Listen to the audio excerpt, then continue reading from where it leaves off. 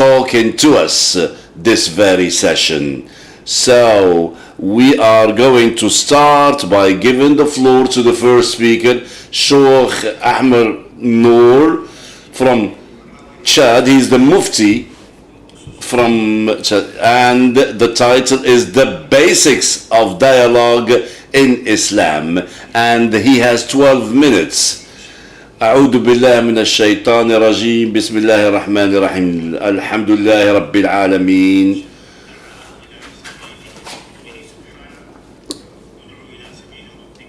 He's quoting from the Holy Book.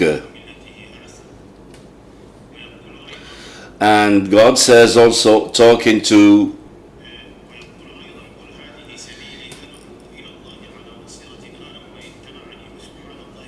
another Quranic verse, followed by another one.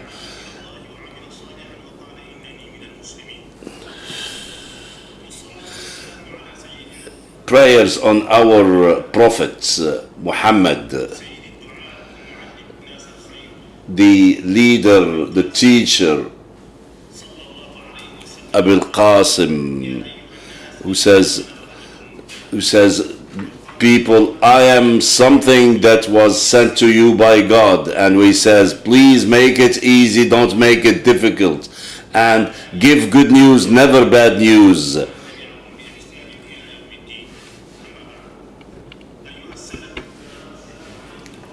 Those that were sent by God.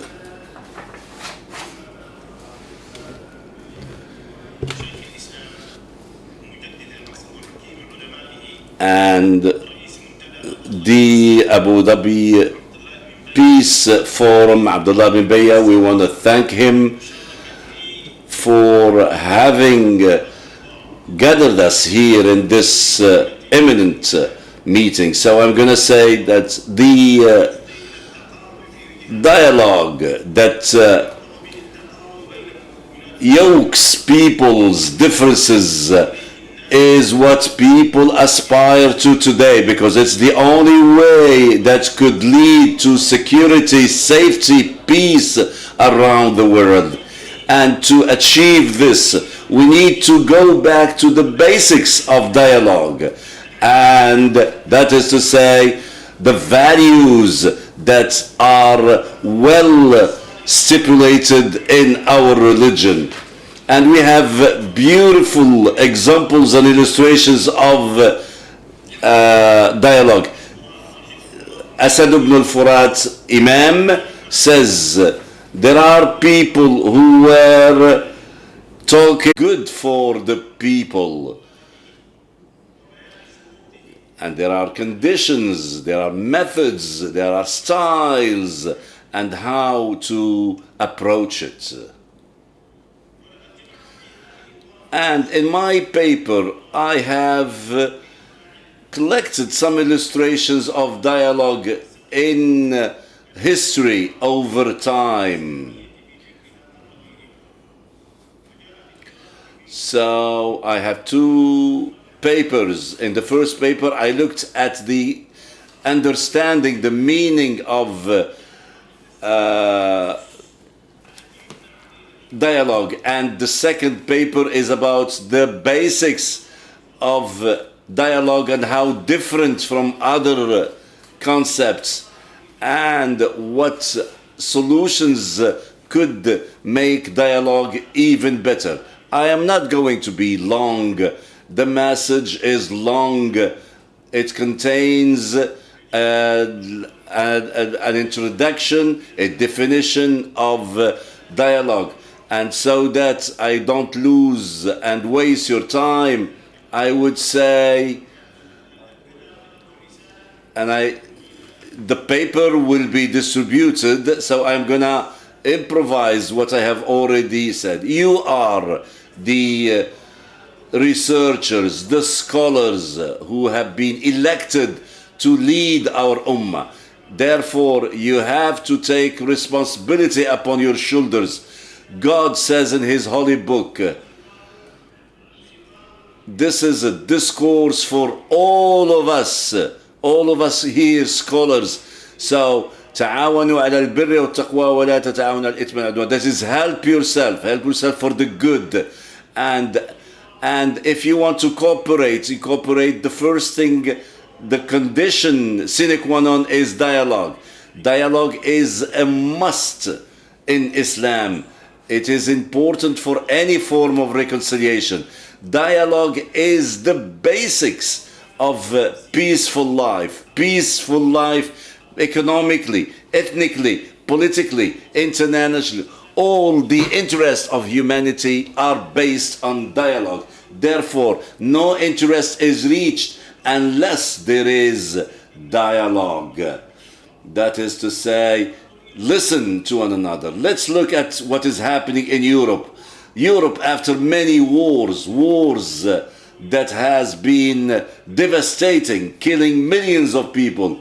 Those Europeans, when they looked at wars and realized that war was not useful, they went back to dialogue, to the extent that today Europe has no frontiers, like one country, and this is the result of dialogue. Here in Africa, and this conference is held in Africa, Africa that saw Islam during the Prophet's life, and because the Prophet sent his disciples to Habasha before he left for Medina. He says, go there and spread Islam, because there is a just king.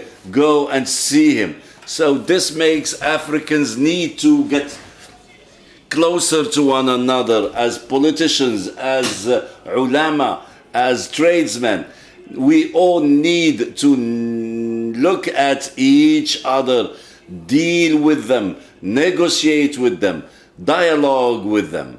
That's why I say to the people of this big continent, old continent, you have no other way other than dialogue if you want peace, security, and development.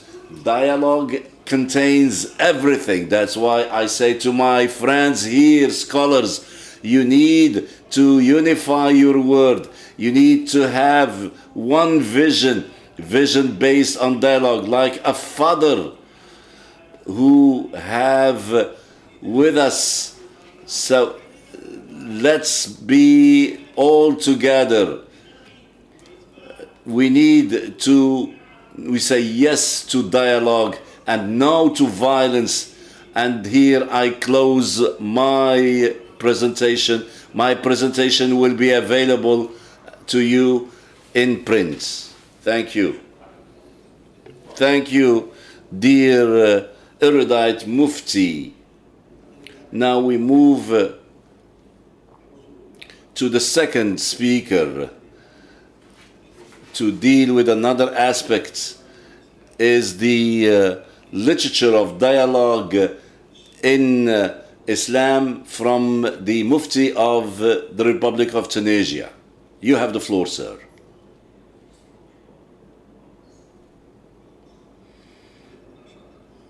You have 12 minutes, sir. In the name of Allah, the merciful, the most gracious, prayers on our Prophet Muhammad. Dear eminence, dear scholars, erudites, researchers, ladies and gentlemen, peace be upon you all.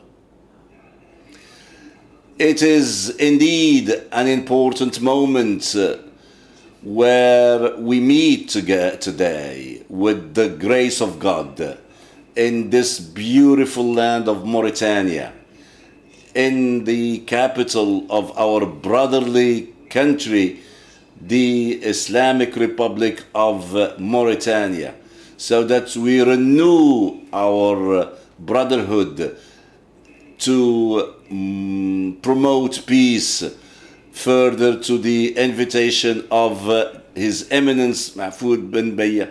May God assist him. It is a coincidence that this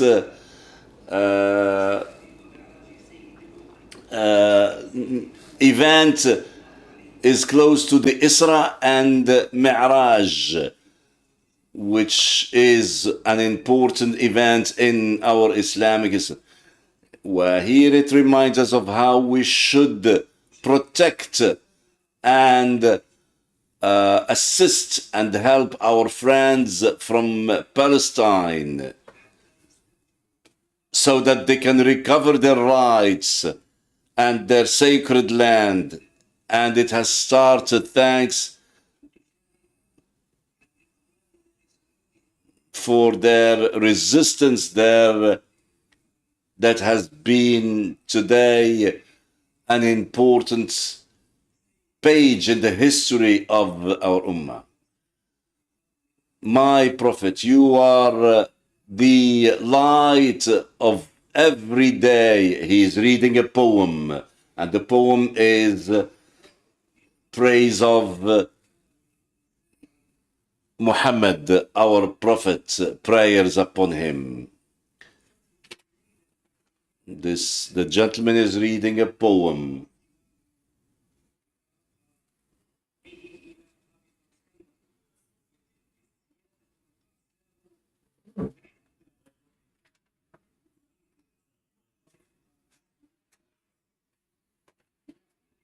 Now we go back to our main topic, our case that needs to be looked into. It's the necessity of dialogue and reconciliation, and this is a subject of paramount importance if we want to live and lead a peaceful life, especially that we are living dire moments where our humanity on the basis of our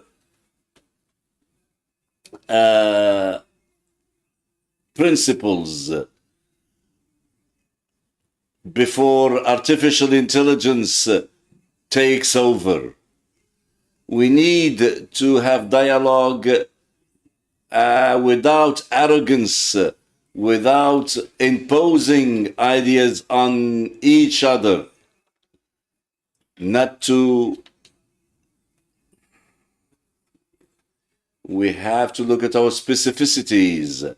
We have to look at our culture, our history, our principles that we have inherited generation after generation. Not to forget our human resources, our language, our religion, our culture, our literature, and all these things need to be kept and respected so that we don't fall into the trap of colonialism and its consequences. All the novelties that the Western world has given us has made us forget what has come in the miracle of our holy book, which is Rahmah li'ibadillah. Ladies and gentlemen, we are convinced now that colonization is the right thing. That's not true. Allama ibn Khaldun said that we have to go beyond the colonizer. We have to think our way, our method of style.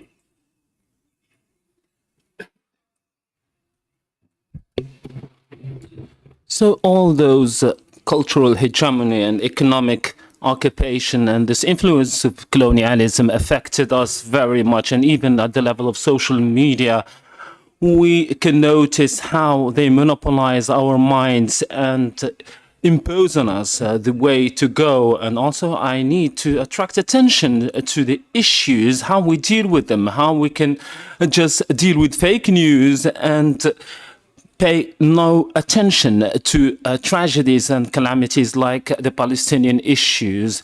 So now we need to go back to our initial stage, which is our innate predisposal to discuss and dialogue in order to find problems. And the scholar Tarhawi, when he talked about conflict about Qibla, he said, even if people were left just resorting to their innate predisposition, they wouldn't have had skirmishes. But then Satan, the devil, found a way to make divisions and divide between them. And this is why the holy book Al-Quran was delivered for justice. And I do think that the only way out is going back to the book and also to the tradition, sunnah of our beloved Prophet Muhammad sallallahu alaihi wasallam, and we need to learn also from the stories from Quran, and there were so many examples and illustrations in order to avoid being stubborn and not discuss and dialogue with others, and there were so many descriptions, and it was almost very close to disbelief and anathema. And Noah and his people, just his people, refused to heed the call of the Lord, and they suffered from this. And Noah, meaning in a Quranic verse, called upon his people just to be on the right path, but each time they were rejecting the call, they were just being deaf to those helping calls, and they continued on the wrong path. And Noah kept insisting and also implicitly tried to convey the message of the Lord, but they refused it. And all this to say, we have a responsibility to communicate, and we have to leave no room for stubbornness and operate in silos. And also our Prophet Muhammad, when he had rivals and also friends, always based his tradition on dialogue and on hearing and listening to people with openness.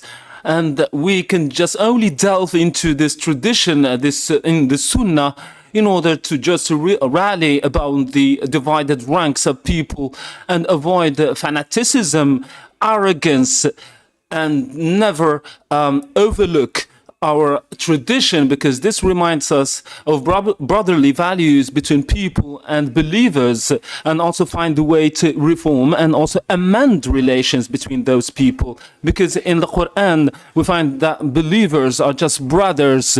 And ittaqullah, go back to Allah and fear the Lord in order to be on the right track. And today our track and our path, although we are divided by distance and geography and ideologies and visions and the conflicting interests and sometimes vanity and egocentrism, but we do have the responsibility to resort to dialogue and reconciliation through solidarity, and to find common grounds and find excuses for the others when they cannot just join our vision and be on board, in order to be able, with the might of Allah, to face the arduous challenges of today's world, and not to be separated from our environment, because we are facing so many developments in terms of media, communication, and even interests are overlapping and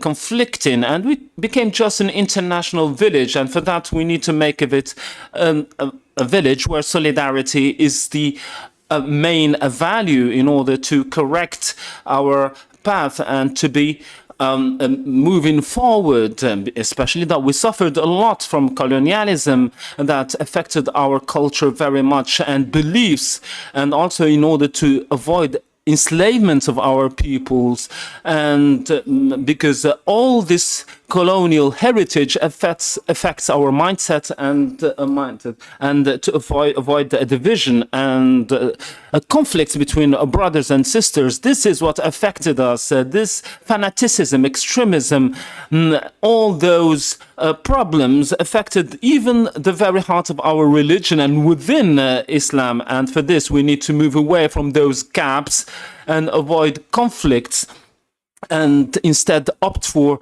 dialogue and to have a charter that will gather us all around the same cause, which is that of dialogue as a principle of behavior at the individual level and also at the level of nations, because we suffered a lot at the level of our peoples from the hegemony of colonialism, and we need to obey Allah and His Prophet, and we should not be embarking on conflicts because it will weaken us for sure.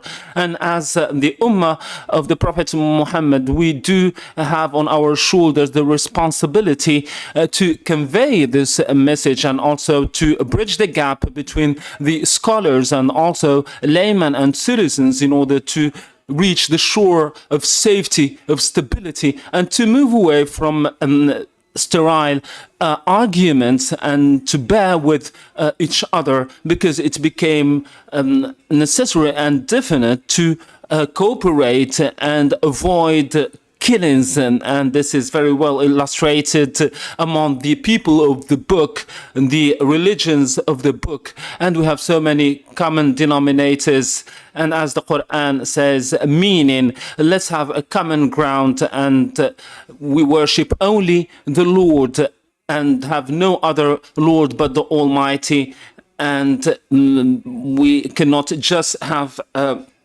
other gods but the Lord. And allow me at the end of this address, a few days ago I received several letters for the new year from Pope Francis, and also on the 58th day of peace, and in which there was a call for caring about humanity, and there was a prayer to protect all humanity. I hope that this will be associated with mercy and all the peoples will be protected from violence, because we are all responsible for the destruction that is ravaging the world. And to this we need to lend a helping hand to any peoples who are suffering. Ladies and gentlemen, I meant it to mention this letter just to showcase the tolerance of Islam and also the openness in order to accept the constructive opinions, no matter where they come from, in order to find the path that will rally among us, that will serve the humanity. Because and then the Lord be praised. And I was honored to be amongst you last year, and I am honored to be here in this blessed land that is a hub of knowledge in our Islamic world and also in African. I was really all pride for this invitation to be amongst the scholars, and allow me to thank His Excellency the scholar, just to be near to him and just to contemplate him. I found solace again, as if I'm standing before our olive tree. It is a real honor to belong to this community, to learn from the scholars, and that is continuing, and it is derived from the principles and values of the Prophet Muhammad. And here I'm talking about His Excellency the scholar Ben Beya, and I implore the Almighty to make the efforts just a success, and that all those procedures will be crowned by success as well. We are basing ourselves on make efforts for amendments between people. They are the best. They supersede just laymen. And wassalamu alaikum. Thank you very much. Thank you, sir, for these words. Thank you very much. Now we move to the third access and dialogue as a way to peace. And Sheikh Abu Bakri Jamalilay from the Comoros Islands.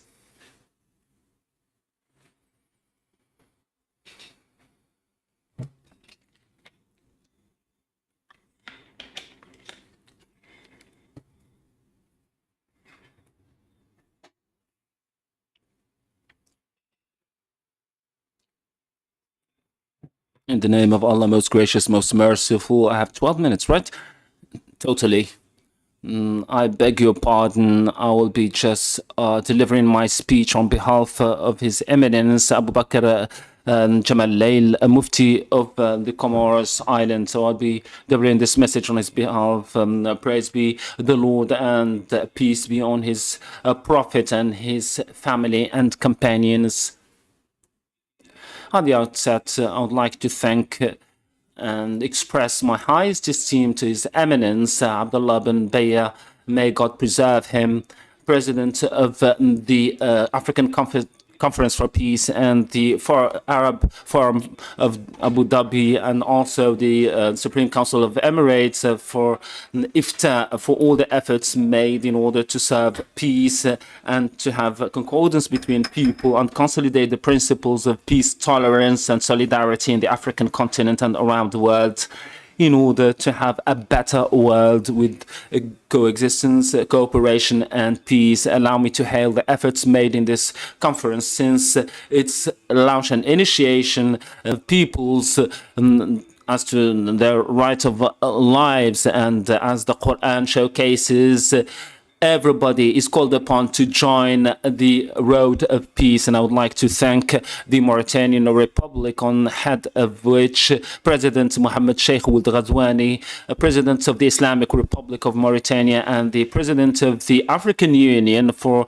his high patronage of the conference and for the welcome, the warm welcome. And I ask God Almighty to preserve this country and ensure development, and bless this gathering and to have fruitful results from it. Excellencies, ladies and gentlemen, the godly wisdom imposed diverse creeds and orientations among people, and this diversification is a universal sunnah, and also it is a fact that has been imposed by God, and this is intimately related with Khilafah in the land, because as the Quran demonstrates, if Allah wanted to make of you one nation, would have done so, but otherwise we are separate, and for this there is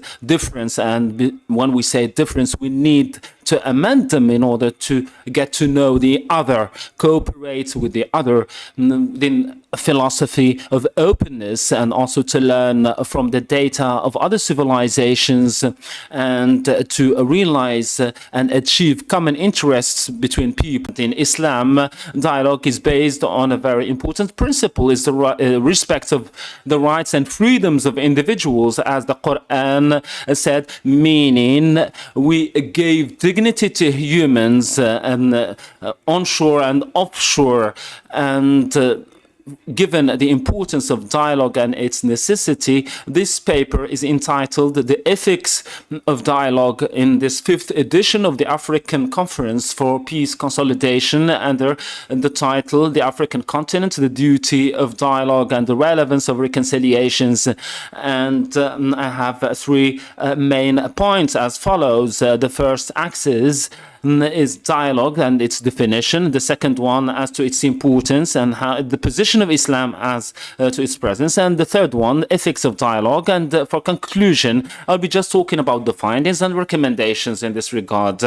The most important of which, we need to call upon countries and government to take the necessary measures, and quick ones, in order to implement dialogue as the best civilized way to set a bridge between people within the same society, and also between countries, and also to leverage the procedures of this conference, and also to reiterate the importance of dialogue between peoples and entities in order to reach peace in Africa and the world, and also to insist on the commitment to regarding the principle of tolerance, and include it in behavior, practice and belief. And fourth, just to showcase the importance of human diversity, and to highlight the importance of getting to know the other, and to have some kind of unity between creeds and religions, and to set the basis that will allow us to have dialogue, coexistence, and no matter what the religion of the individual is, in order to serve humanity as a whole. Fifth, and to have a curriculum, a schooling curriculum in Africa that is based on the culture of dialogue or dialogue education, in order to consolidate and entrench it and its basis and its ethics for the coming generation. And sixth, to use the different media sources in order to disseminate the culture of dialogue between the individuals of society. And thank you very much. Thank you for this insightful presentation. We move to the results of dialogue in Islam with Abu Mahmoud from the Republic of the Sudan. Thank you very much. In the name of Allah, the most gracious, most precious, prayers on our Prophet, his kin.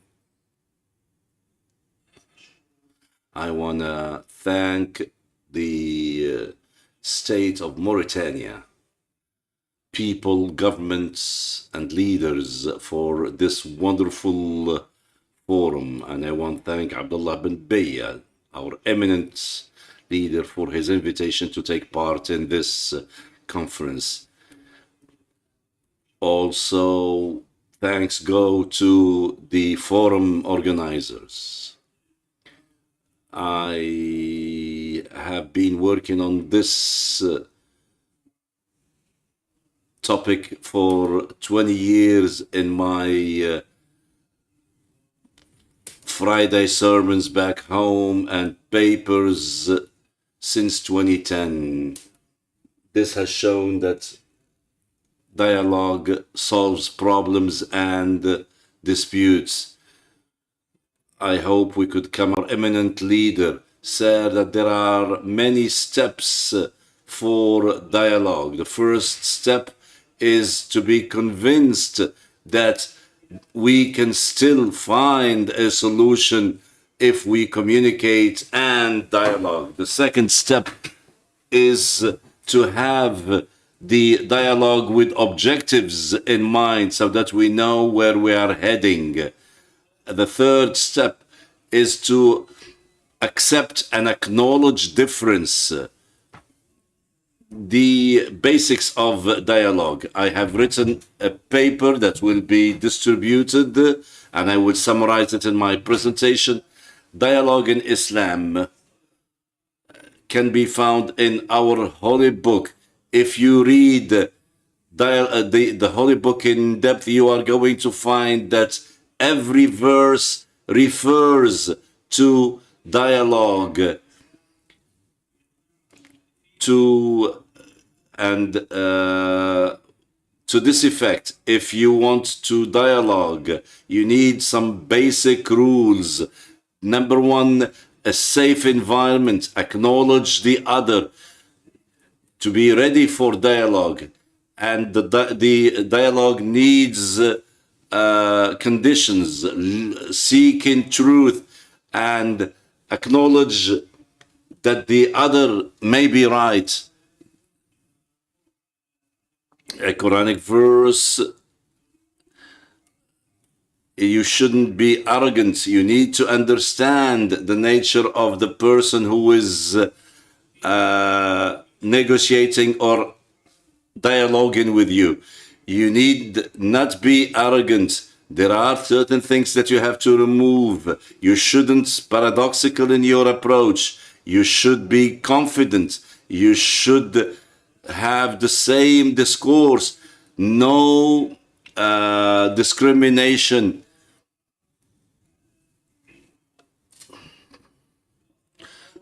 In sum, or in a nutshell, a successful dialogue is the one that is based on a common ground, based on what I said, and where the conditions are clearly stipulated from the beginning.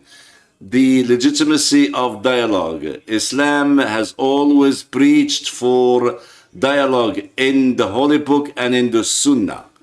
And as a matter of fact, in our practical life, we always dialogue. If we look at the life of our Prophet and his disciples, we find that they have always dialogue. When we look at the Quranic verses that deal with dialogue, we find that the Holy Book has many forms of dialogues. The God dialogue with Satan, with the prophets with people, people with people. And in the light of this, we can look at the different statistics. We find the word qala, that means he said 1710.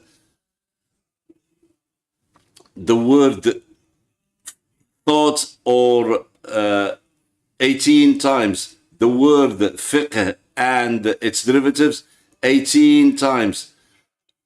And you dialogue 3 times in one verse, in one surah.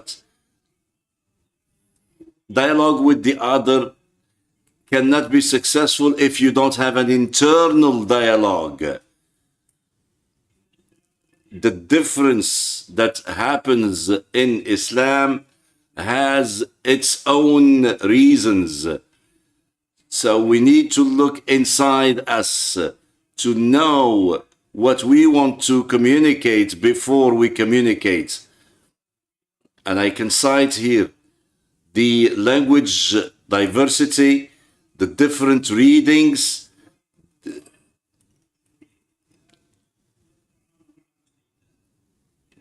For this reason, should be a dialogue within your own faith before you dialogue with the others.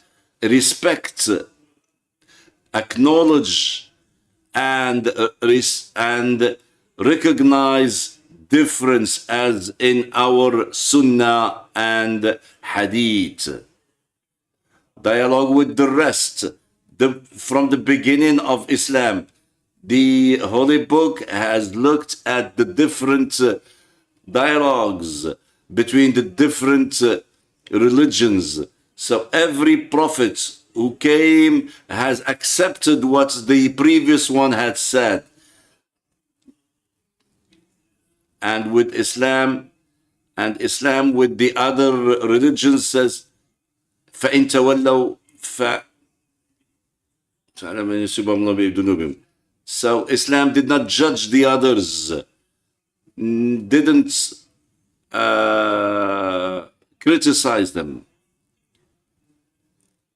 You can see here how Islam has accepted the religions before it. Dialogue and its meaning. We want to show what Islam is all about, especially in this region, this continent. Al-Ghazali said rightly the importance of relating texts with context. We need to accept the difference and to accept the rules as they are for the best interest of everybody. The meaning of dialogue, or you need to be aware of the fact that people are one. We are one family, extended.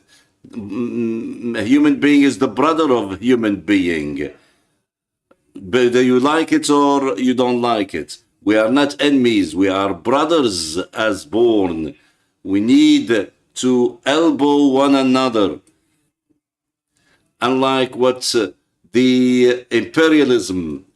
Now the second element is to strengthen, reinforce humanity. And the third is to stop any form of antagonism and then share, to build a culture of dialogue in our society. There are elements that are needed. that is based on peace, respect, and in this way we can only have it innate in our religion, in our culture. We need to know one another. We need to know oneself first. We need to be educated. We need to have good information, exchange ideas, exchange cultural exchanges. Last document I have in my paper is to talk about how we can promote dialogue, how to can find tools to implement it. And I hope that this conference is going to come out with some recommendations that are applicable and feasible. We need to have dialogue as a topic in our curricula at schools, primary all the way up to university. Create a center specialized in dialogue that educates the religious leaders to spread and disseminate the culture of dialogue, to have prizes and awards in the culture of dialogue, and have different contests of dialogue for humanity, and to promote peaceful cohabitation. Create delegations or ministries that deal with dialogue, with coordination amongst themselves for better results. Thank you very much. Thank you very much for this very insightful presentation. And you shared with us a very interesting information. And dear guests and scholars, you followed very important ideas on the importance of dialogue and also its benefits. And we do hope that these ideas will be well received and open hearts, especially that we have so many conflicts in our continent, the African continent. And we do hope from the Almighty that will give us a fertile floor for dialogue, and there will be people who will bear on their shoulders this responsibility to promote dialogue and find common ground for people and conflicting parties. And we need all Muslims to act and not just to observe and watch people waging wars and getting into armed conflicts. And we have a responsibility. And Allah said, if you have two factions of believers fighting, you need to amend between them. And for that, and we need to amend with justice. And also Allah said, meaning we cannot expect from people any good deeds unless if there is charity or islah or amendment between factions. So this is a religious responsibility, and it's not only scientific, but also from theology, from religion. And for this, we need to act and to feel the responsibility that falls on our shoulders and try to set bridge between conflicting parties in all parts of the world. And anybody who can contribute to amendments should do so. Any party that can do some kind of reconciliation, they should do so. And in our Islamic Ummah, we are seeking beneficence and good deeds, and to promote justice and to remove injustices and tensions between factions. And peace be on our Prophet Muhammad. Assalamu alaikum wa rahmatullah.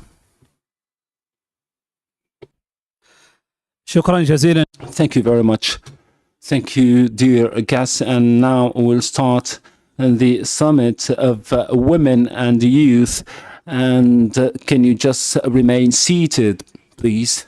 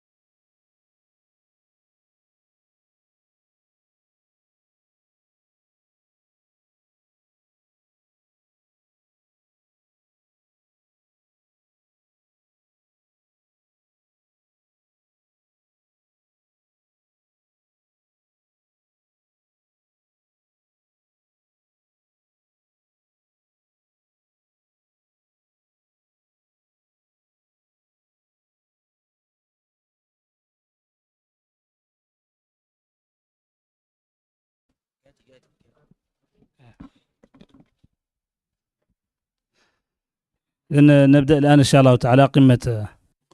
We start right away and we resume with the summit of women and youth.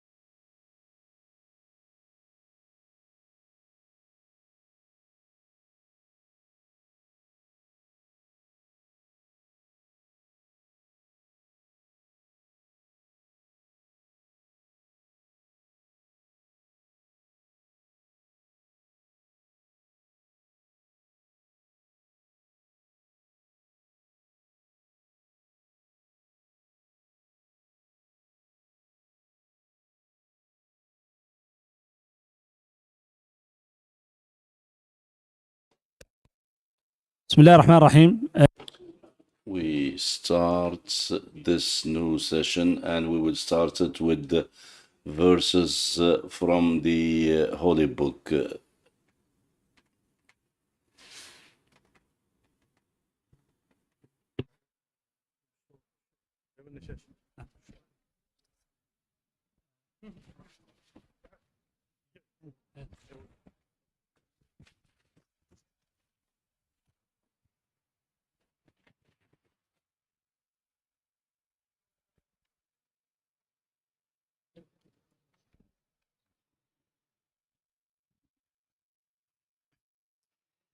أعوذ بالله من الشيطان الرجيم.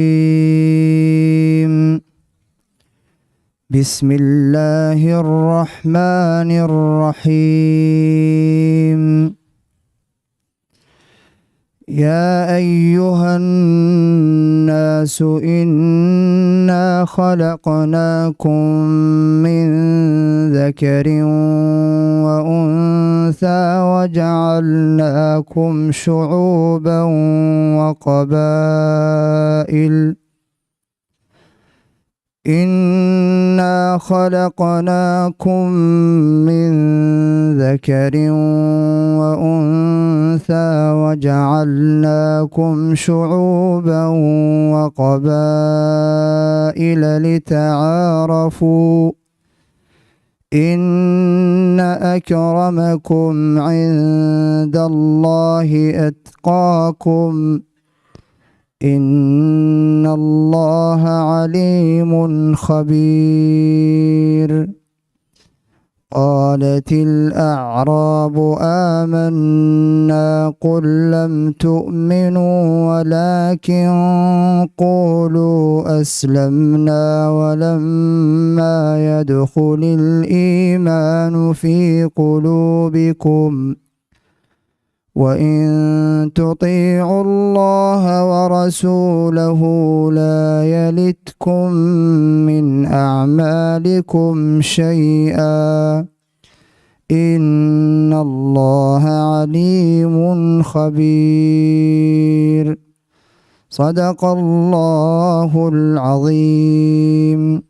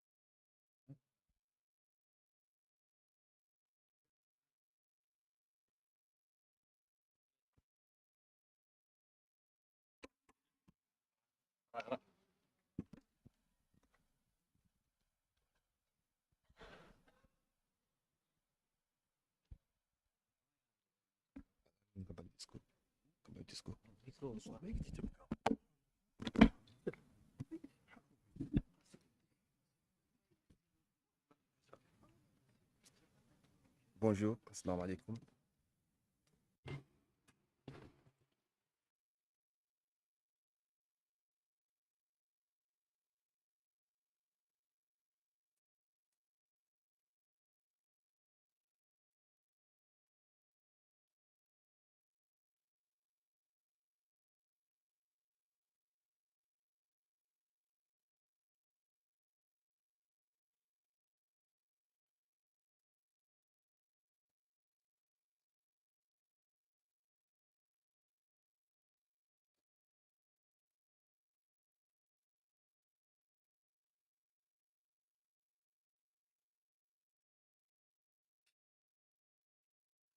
Thank you.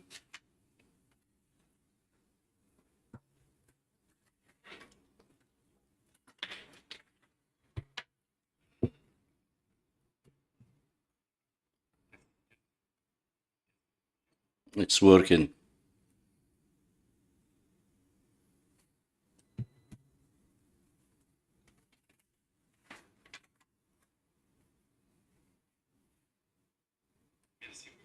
Thank you very much. Welcome to the third edition of this forum. Ladies and gentlemen, good morning.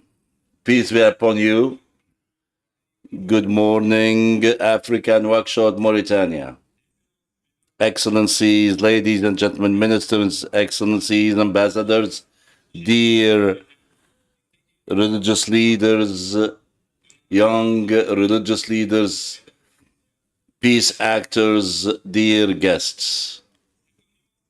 It's a great and the importance of reconciliation rhymes with every leader here in this room. Dialogue and reconciliations are not abstract concepts. These are living forces with the potential to change the destiny and the fate of our continent, Africa. Africa is at the crossroad. We have diverse crises that threaten our development, stability, and future. Radicalism, armed conflicts, political instability, many challenges that require concrete, sustainable solutions. The role of youth in this is of great importance. We should stop considering youth as only recipients of peace, but architects of the future, builders of bridges between generations, cultures, and people. It's up to us to make that youth active, to become real actors. And has been rightly said by the president of Mauritania, Mr. Ghazouani, I quote, "We are not here to challenge the development and social challenges without regional cooperation that is efficient," end of quote. Dialogue is listening. Dialogue is not only a change of words, it's what begins with listening. We need to listen to our leaders, women, mothers, political leaders, and also listen to the laymen who are often at time marginalized. We need to listen to the aspiration of youth, understand the wealth of our continent. The beauty in the rug resides in the diversity of its colors, and this is also applies to our beautiful continent, Africa. It's for dialogue that we can go beyond the conflicts, political of nature in our continent, but this openness, building bridges. We need to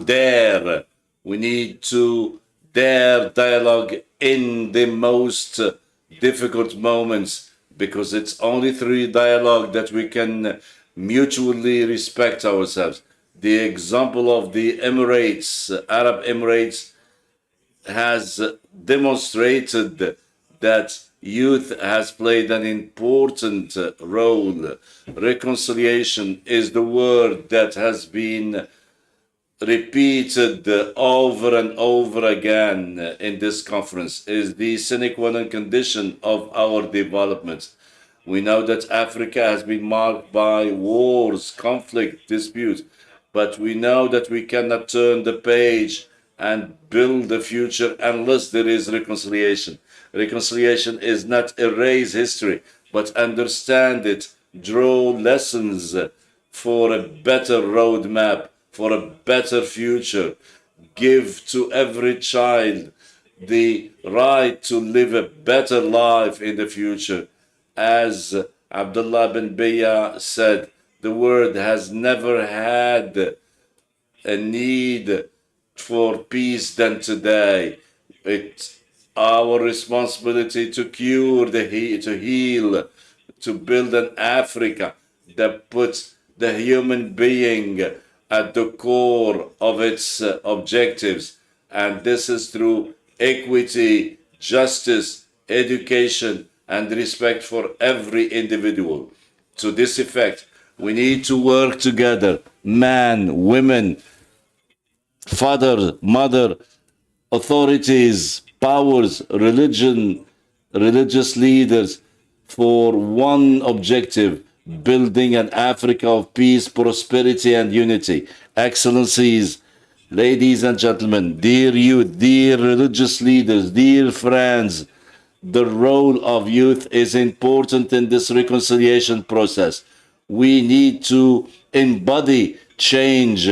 We need to be the catalyst of this transformation by coming up with efficient answers. We need to be the speakers for those who have no voice. By acting this way, we can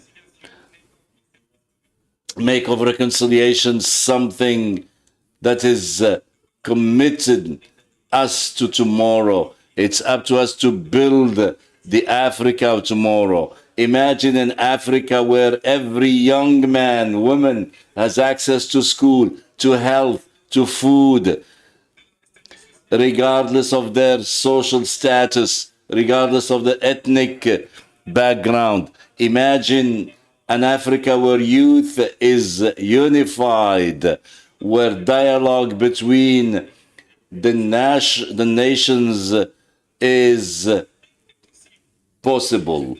This Africa is possible. It's feasible.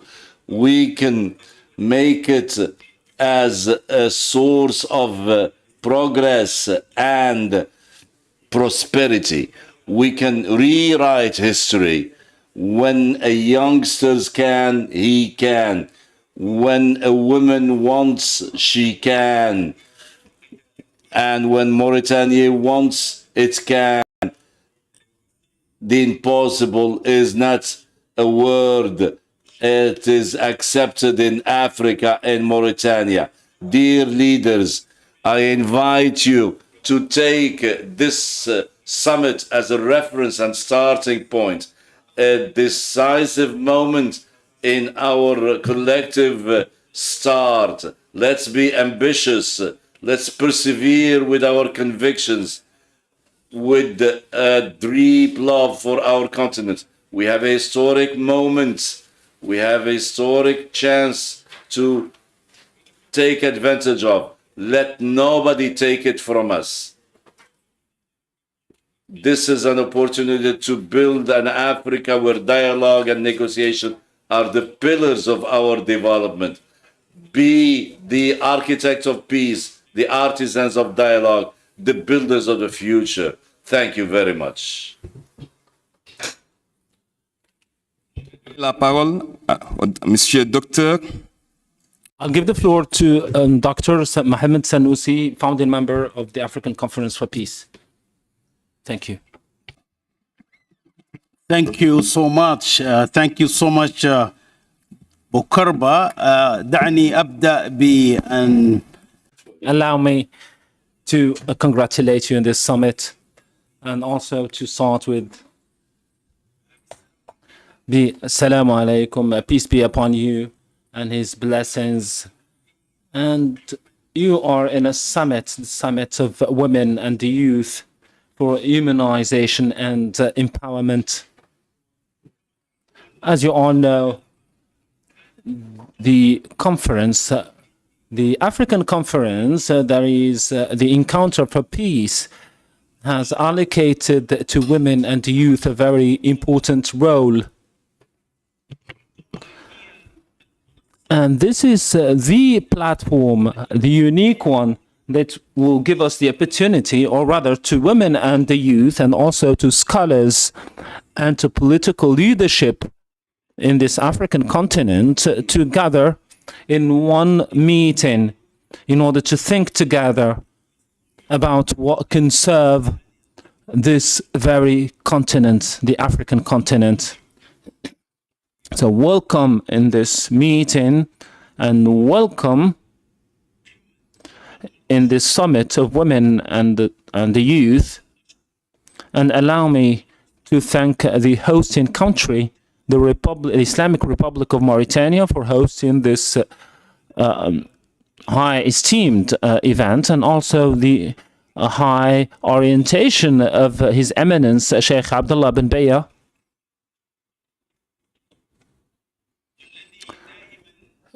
who, of course, spared no effort to consolidate the role of women and youth. And allow me to mention the Secretary General will listen to speakers, but at the same time, in this opening session, we would like to give you the opportunity to express your opinions as to the importance of the role of women and the youth in terms of immunization and empowerment.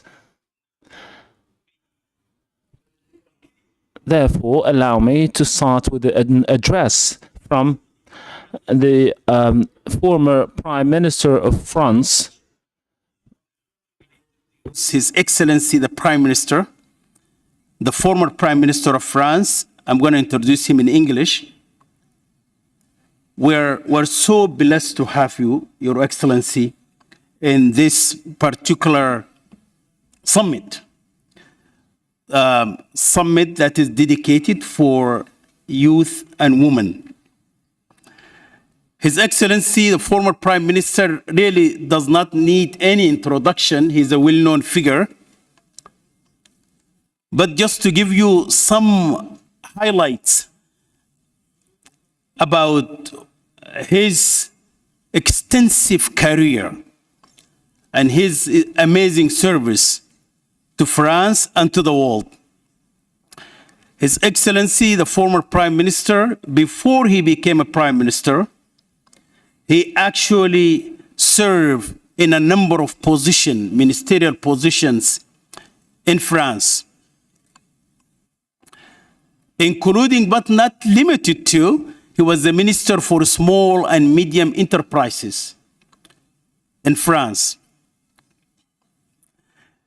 He also served, as you know, as the Vice President of the Senate and Chairman of the Senate's Committee on Foreign Relations in France for a number of years. And as you know, also, he also served as a Prime Minister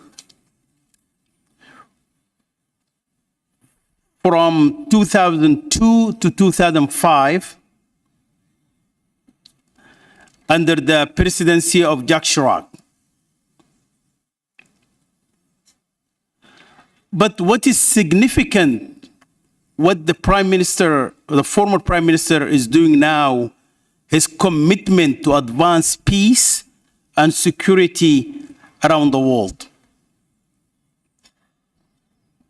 I understand that he focuses on peace education, peace school, bringing new innovations to advance peace and security. And he created a number of foundations to basically achieve this purpose. Since 2018, His Excellency, the former Prime Minister, founded non-governmental organization Leaders for Peace.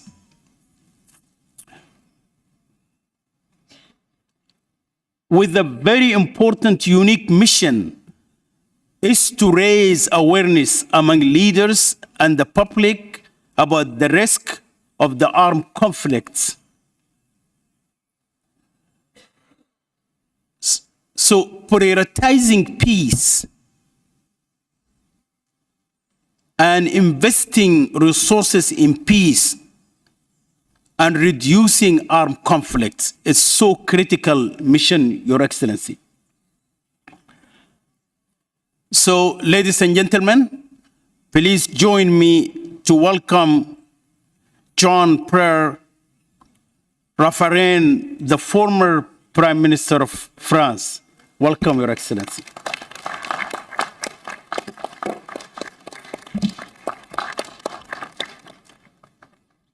Merci beaucoup, Monsieur. Thank you very much, Mr. President, for these words. And just allow me, in this third edition, in which I participate for the first time, first of all, to thank The President of the Islamic Republic of Mauritania, Mohammed Sheikh Al-Ghazwani, who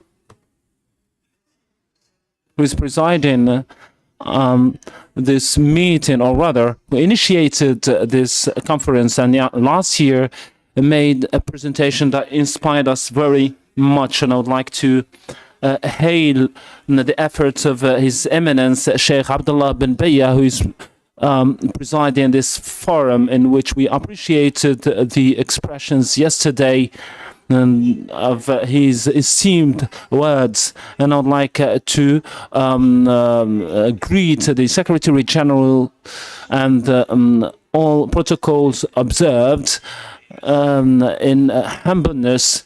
I'm hailing our common dignity that we need to protect, because anybody who attacks dignity attacks peace.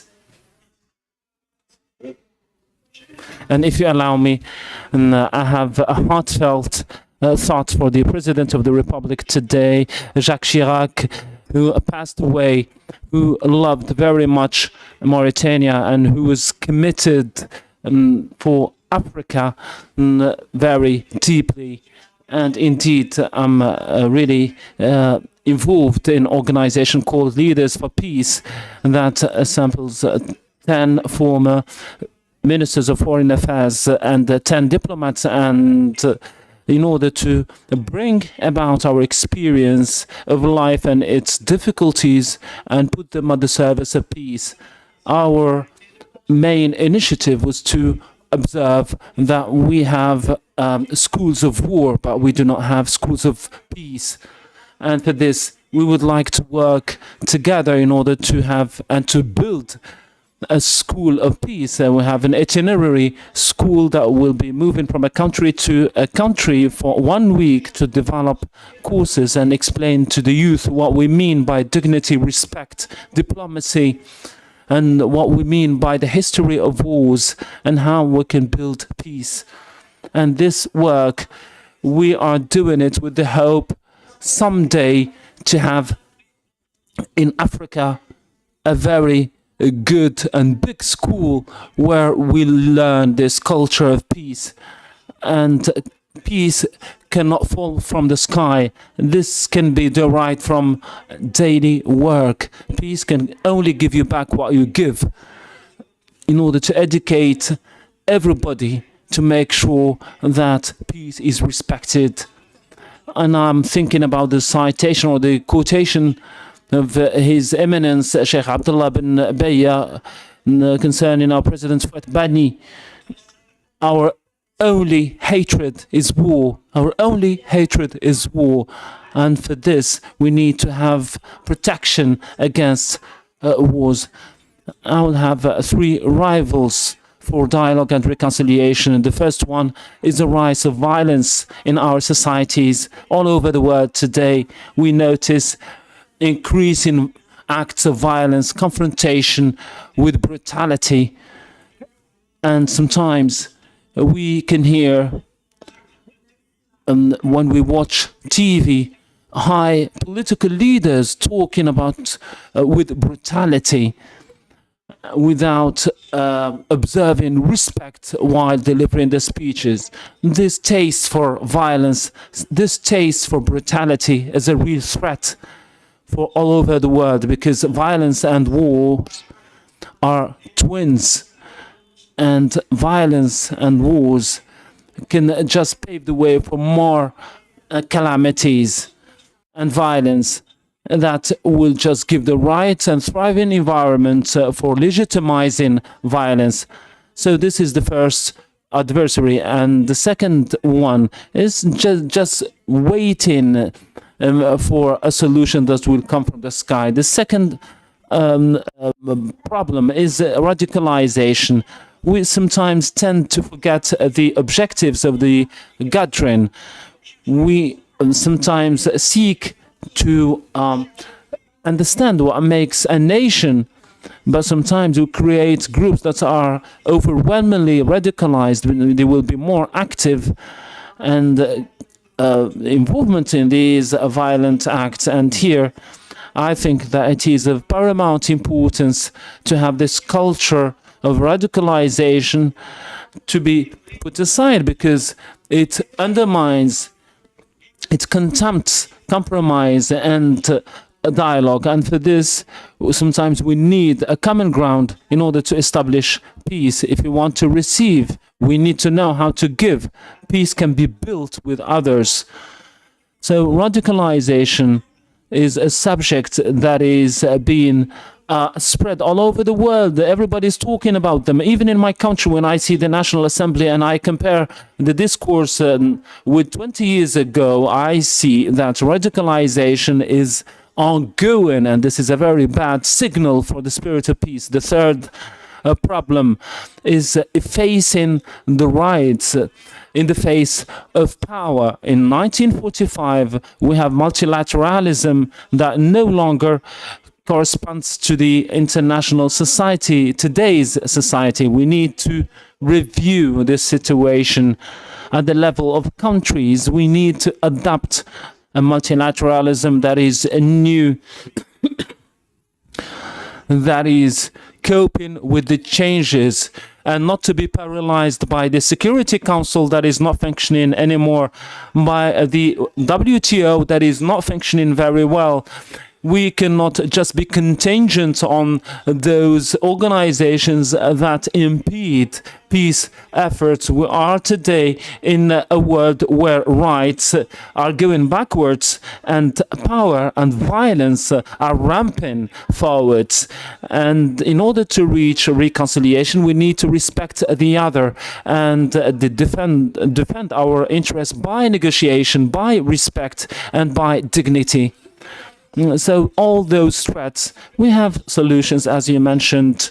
I think that at the level of governments, we have policies, but I do believe in civil society, because civil society is a contributing stakeholder to the balance of our society. And we have two main drivers of civil society, the youth and women.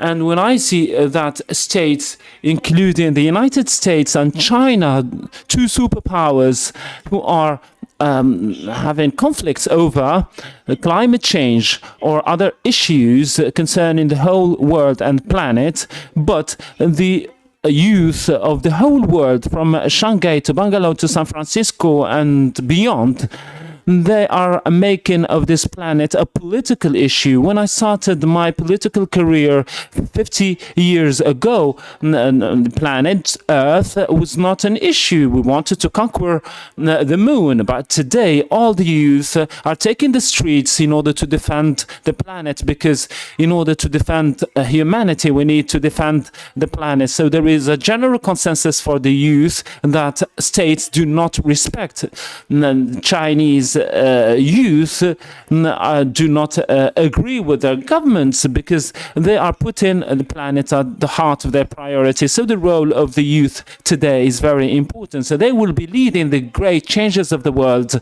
They will have the responsibility of the world. We need to enable them, to empower them, to help them, but most importantly, to trust them, because we cannot serve the youth if we doubt them.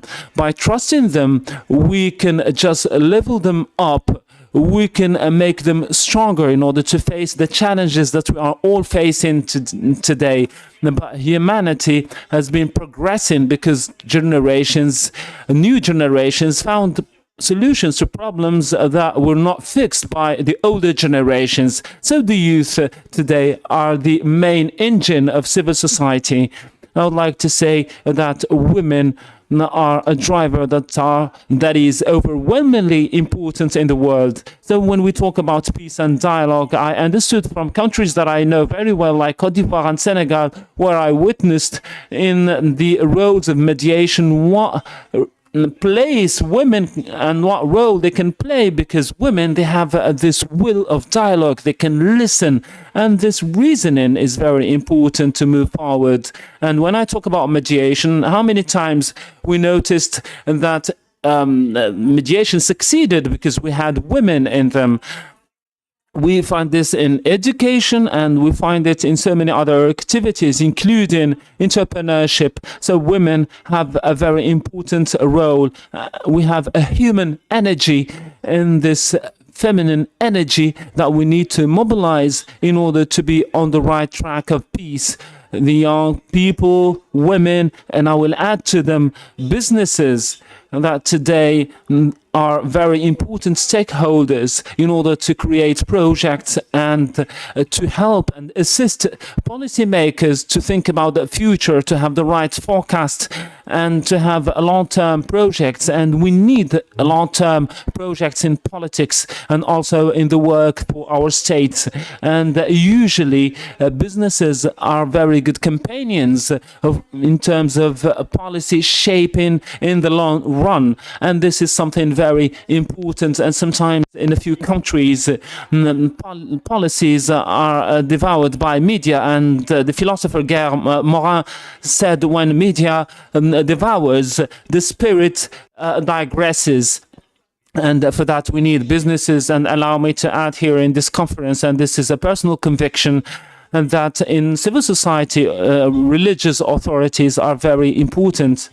And this replaces humans to their humble condition. We need to understand that we do not have all the means. We need to know that there are bigger things than humans that keep evolving and that need to be developed for the greatest good. But for this, we need to be emboldened in order to fulfill these objectives. So allow me to congratulate you and congratulate the religious authorities and all people who commit the interfaith dialogue. And I hail my colleague, the ambassador of France, who is in charge of these issues and is here with us. And this is something very important. The spiritual side is an integral part of our lives. We need to respect it as we respect other issues. And this is how we can achieve peace. And I'd like to tell you, dear friends, this is with much belief and assertion. We cannot just digress these interactions in order to make it something violent, because humans have the spirit to grow and evolve on the basis of respect, dignity, and peace. Allow me to sum up by thanking Mauritania, and I find here as an observer, a very close observer, a country that respects balances, who is having very good relations with its neighbors, who is placing religion in its right place. We are here gathered in a country where we are in the Maghreb and we are in deep Africa and at the crossroads of belongings. And we do hail this spirit of respect and balance in Mauritania. And this value of balance is very important. And this is the value of the future. For all those who break balances, they undermine our world and make our world nervous. We need to focus on all what unites us. And thank you for the individual actions at the service of peace. Thank you very much. Prime Minister Raffarin, for your remarks, and you definitely touch upon a number of critical issues that will definitely advance the critical role of youth and women.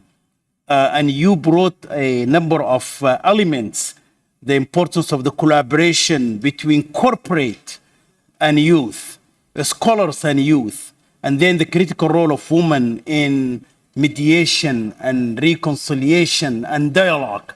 These are critical themes for this conference. So thank you so much for your remarks. And I will get back to you with some questions if time allows. So, ladies and gentlemen, we will go to the panel. And I hope that we'll have brief remarks from the panel here. And then I will come back to you as well to hear your comments. So let me begin by welcoming Her Excellency Elizabeth Sharif.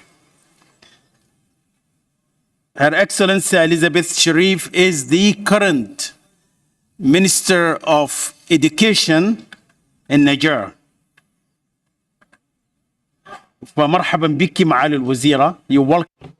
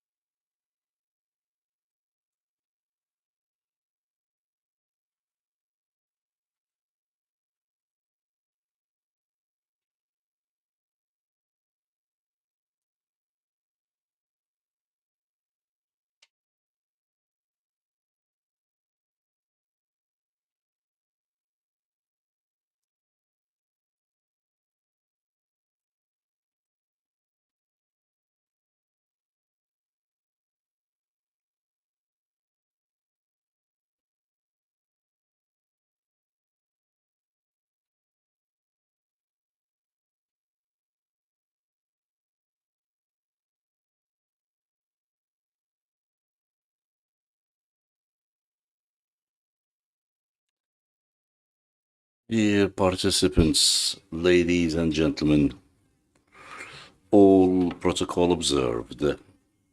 On behalf of the Niger delegation, allow me to extend to you the greetings of the Nigerian people, honored to speak before you, to talk about peace, this so precious thing which is one of our major concerns under the leadership of His Excellency General of Brigade Adramaji, head of the state. In my name, and on behalf of the Niger delegation, I express our gratitude to the people and Mauritanian government for their generous hospitality. Your hospitality is legendary, is more than a tradition. It's a genuine anthem of solidarity under the leadership of Mr. Mohammed Ould Al-Ghazwani for his commitment for peace beyond the borders of Mauritania. We also seize this opportunity to extend our thanks to His Eminence Sheikh Abdullah bin Bayya, a figure of wisdom and a model for our time. As long as these teachings full of justice and compassion to remind us that dialogue is better than violence. His teachings are deeply in our hearts and inspire us to build a future where tolerance and reconciliation are above all. Excellencies, ladies and gentlemen, this 5th edition of the African Forum for Peace couldn't have chosen a better topic. The African continent, the task for dialogue, this topic calls upon us all because it highlights a basic truth. Peace is not an aspiration.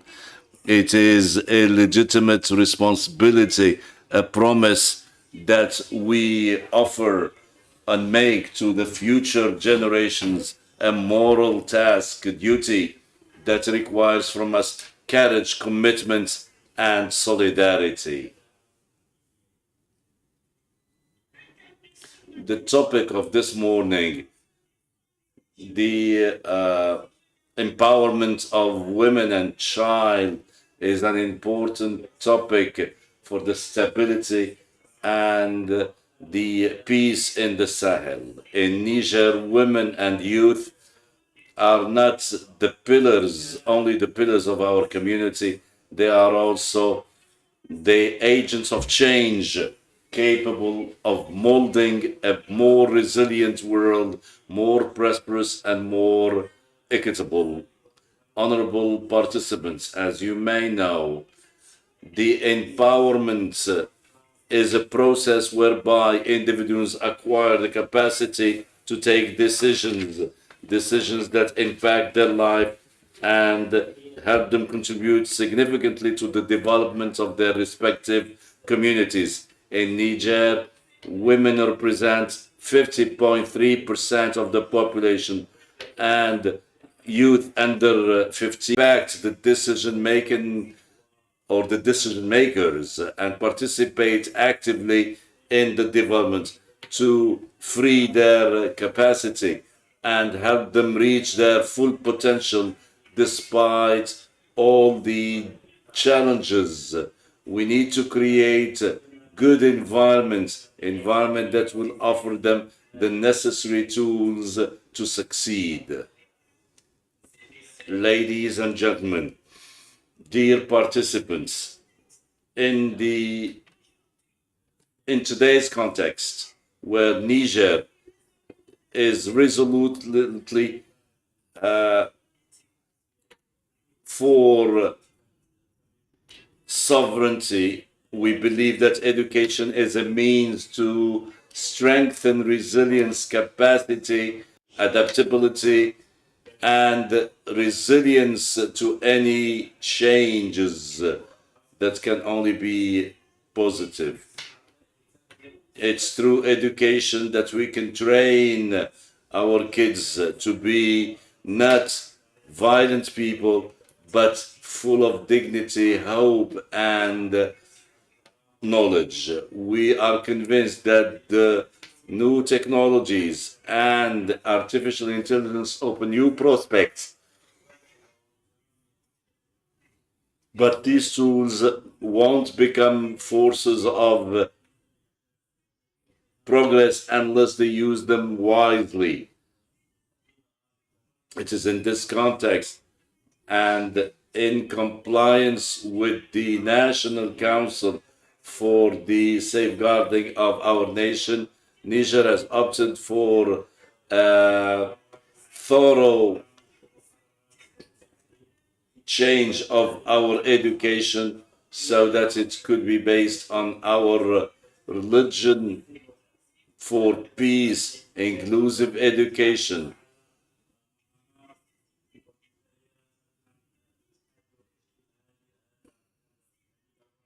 As a matter of fact, through an educational system that teaches tolerance, favors dialogue, and builds genuine and sincerely build bridges between differences.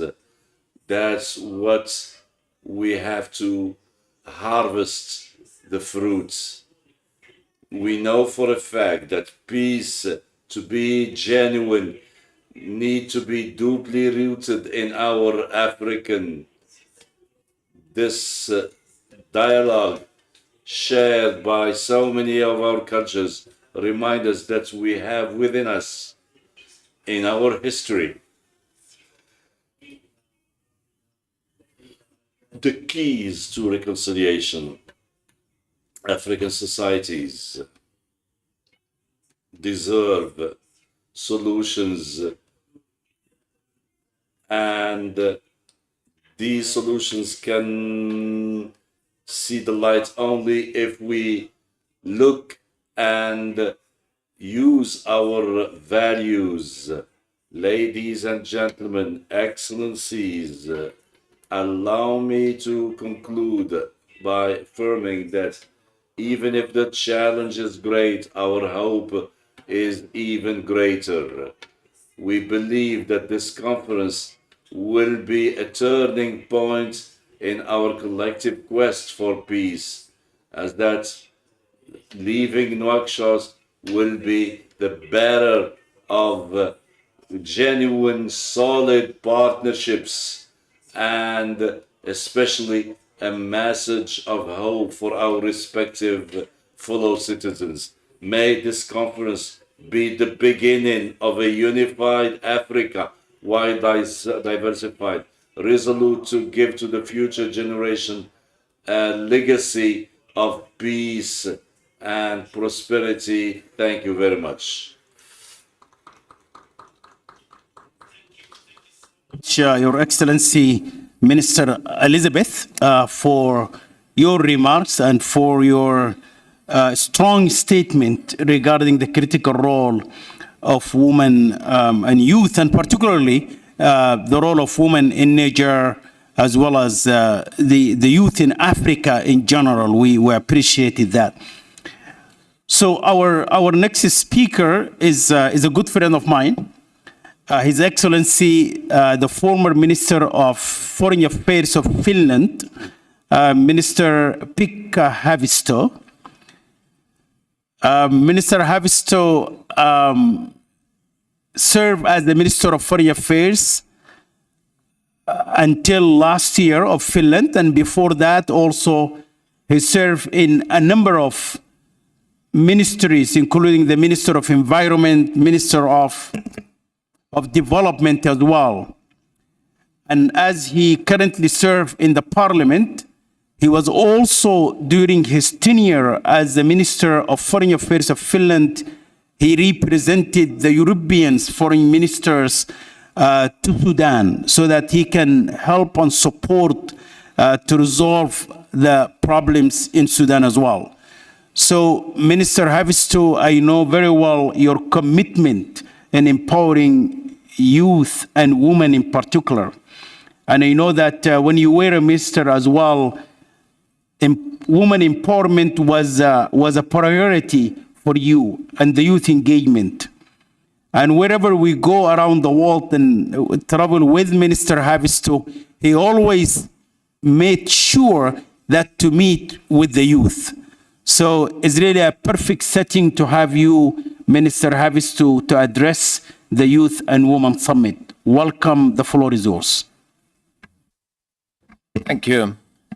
Thank you, Mr. Chairman, and thank you for your kind words, and I will have my contribution in English, if you allow. Excellencies, ladies and gentlemen, and all protocols observed. Let me first congratulate the organizers and the government of Mauritania for including to the agenda of this important conference the role of women and the role of youth in peace building. I'm bringing to all of you greetings from a Nordic country, Finland, which in this time of year is covered with snow and ice. As the former Foreign Minister of Finland, I have the pleasure to inform you about some of the activities Finland has been involved in regarding the most important UN resolutions, namely 1325, Women, Peace and Security, and 2250, Youth, Peace and Security. We were the first country in the world to adopt a Youth, Peace and Security National Action Plan. The action plan was drafted together with the Finnish 2250 Youth Network in an innovative and participative process. The central question on the Youth, Peace and Security agenda is how to ensure and increase the meaningful participation of the youth. Meaningful participation means engaging in open and frank dialogue with youth at different levels of government. This is naturally a learning process, but when successful, it contributes to intergenerational trust building, stronger democracies, and more resilient societies. We also had an international workshop of Youth, Peace and Security in Helsinki in autumn 22, which brought together youth representatives from 14 different countries to discuss youth-inclusive implementation of this agenda. Providing young people spaces to be seen and heard is equally important. We have been conscious of this and have been active in creating platforms for visibility. Finland has a long-standing practice of youth delegates taking part to a number of international meetings within the UN and European Union frameworks. In the Nordic African Foreign Ministers meeting, a tradition of inviting youth representatives to take part of discussion is in the making. I remember well the last Nordic African ministerial meeting that was held in Helsinki, We had also a participation of African and Nordic youth in that meeting, and from Africa side, the delegation was led by Minister that time Minister Lamambra. We put ministers to the audience and the youth to the panel to discuss the burning challenges of the future. The dialogue was excellent, and I can tell you that ministers were an excellent but very impatient audience, also challenging the youth people in the panel. We have also had youth cooperation with some countries where very few foreign countries have had projects, for example, between Finland and Eritrea. When meeting with African youth without perspective, like young boys in Puntland who were recruited as pirates, or underage fighters, child soldiers in Darfur, Sudan, it always reminds us that more has to be done to create a more positive future for these young people. We are regularly asked to share experiences in youth peace and security work. Often it's the young Finnish 2 to 50 activists that international audiences want to hear. We have supported this and sought opportunities for wider participation of Finnish young people. We have actively shared our experiences in drafting a national action plan, for example, with Kenya and Nigeria. Youth is a priority for our Center for Peace Mediation in the Finnish Foreign Ministry. We also are using the skills of our diaspora youth on mediation issues. In the Horn of Africa, we have an envoy from our Somali diaspora, Mr. Sultan Said Ahmed, who have also been a member of Finnish Parliament and been actively keeping contacts also to the youth, both the national youth and the diaspora youth. We regularly meet young people as part of our mediation work. Local young peace builders, mediators and youth organizations need our strong support, including adequate resources as well as protection. In our National Action Plan, we have committed to strengthen young peace builders' capacity through training and intergenerational mentoring.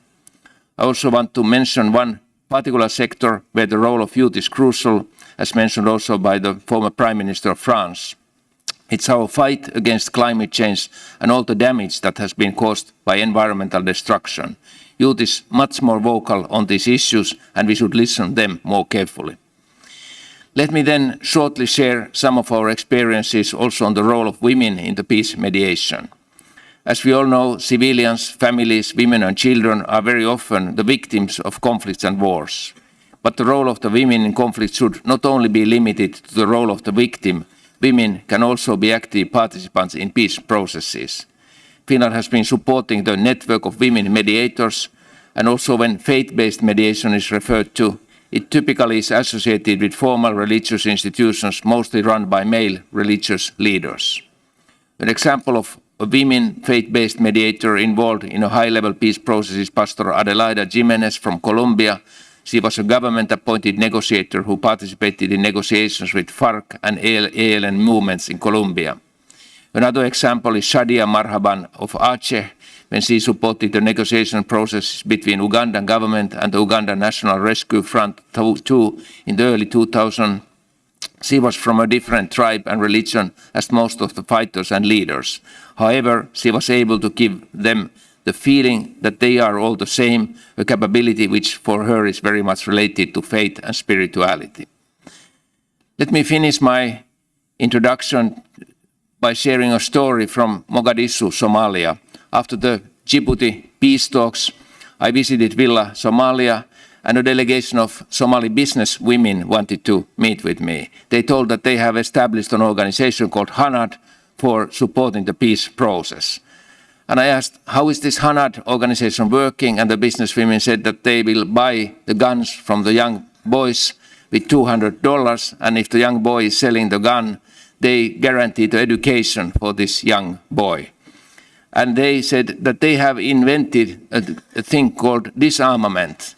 Have you ever been thinking in West in Europe that the disarmament would be a good idea? And I said I have been number of conferences where we discuss disarmament, but nobody knows that you are doing here it with your own money in Somalia, Mogadishu. And of course, that just reminded us how important the grassroots level in peace building and mediation is. Thank you.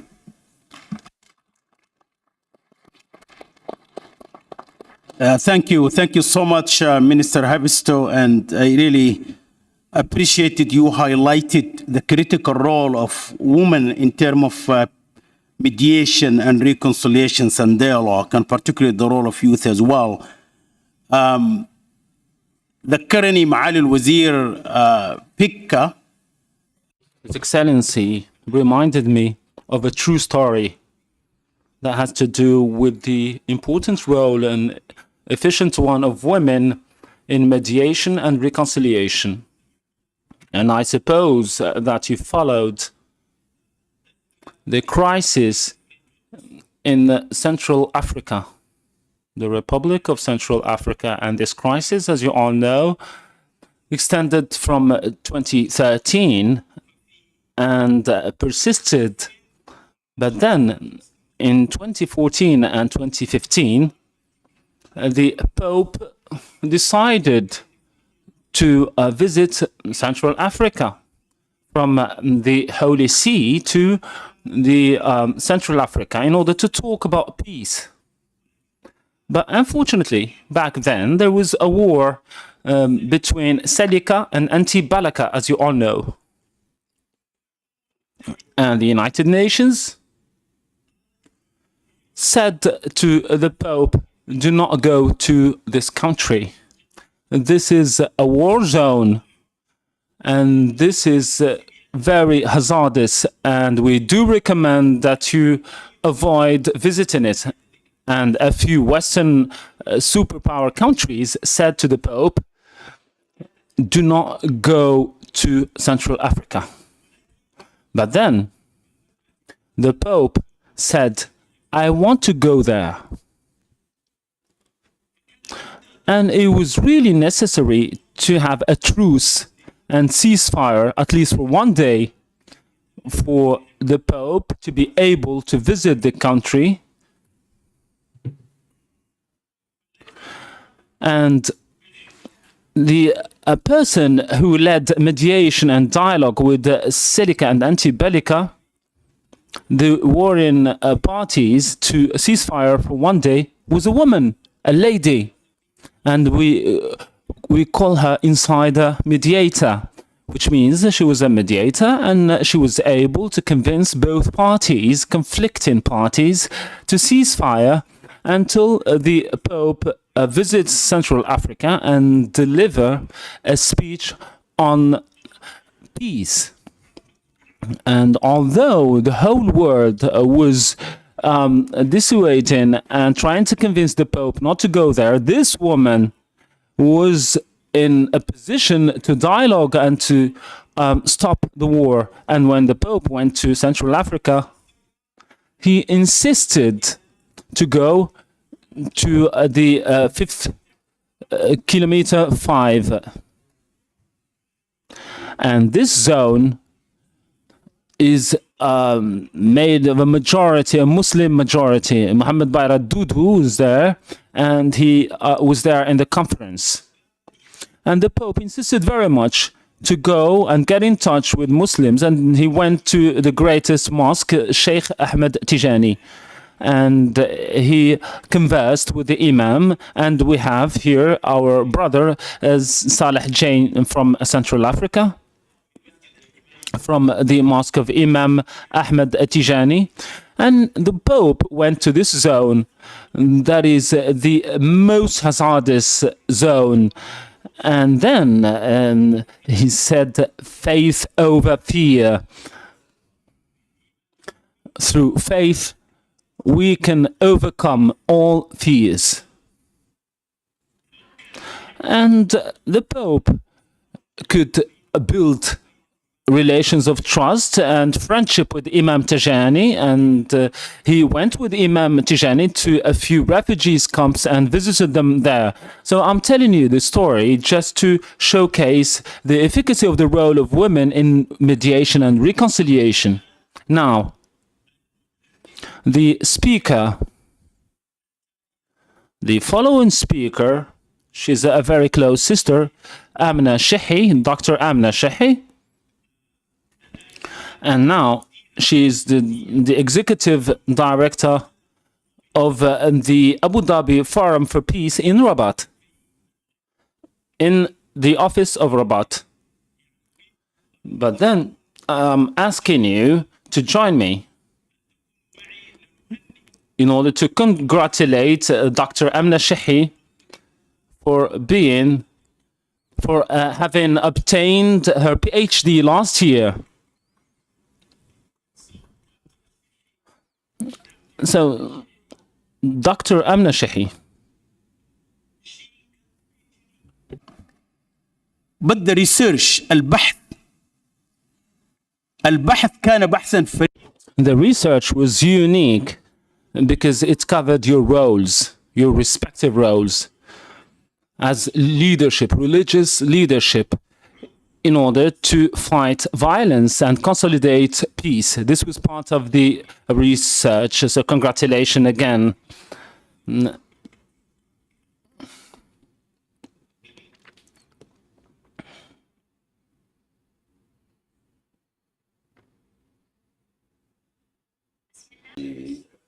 Ladies and gentlemen, it's an honor and pleasure for me to take the floor. And as the moderator said, I am here for the 5th time in this conference.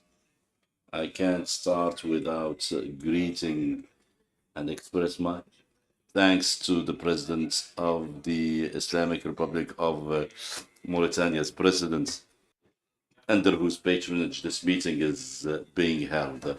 Express my gratitude as well to His Eminence Abdullah bin Beya, in his wisdom. I take the floor with a lot of humbleness and modesty after what we've heard. I have the feeling that the conference year after year meets its call to see goodwills together and have peace prevail. The teachings of this conference go beyond the African continent, and they could apply very much to my continent, Europe. I'm going to talk to you about youth, the empowerment of youth.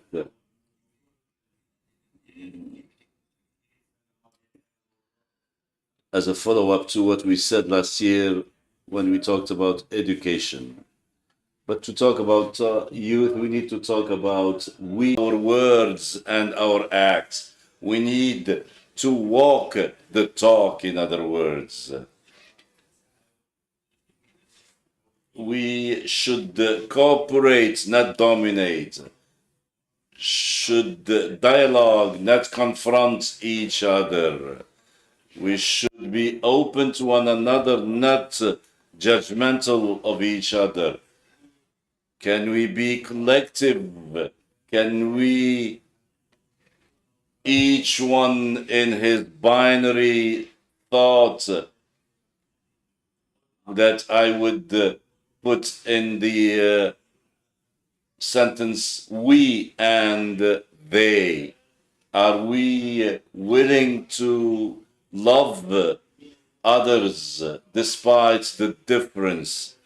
We need to put into question our behavior.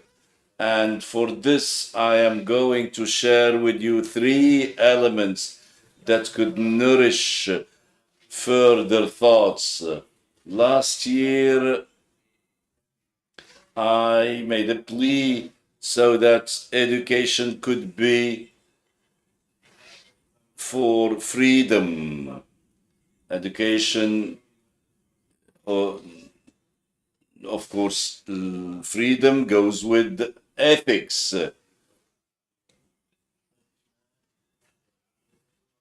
Especially when you subscribe to something freely, not because you are forced to. That gives youth the skills and the capacity to say no when they can and when they have to. In the last few years, many youth, including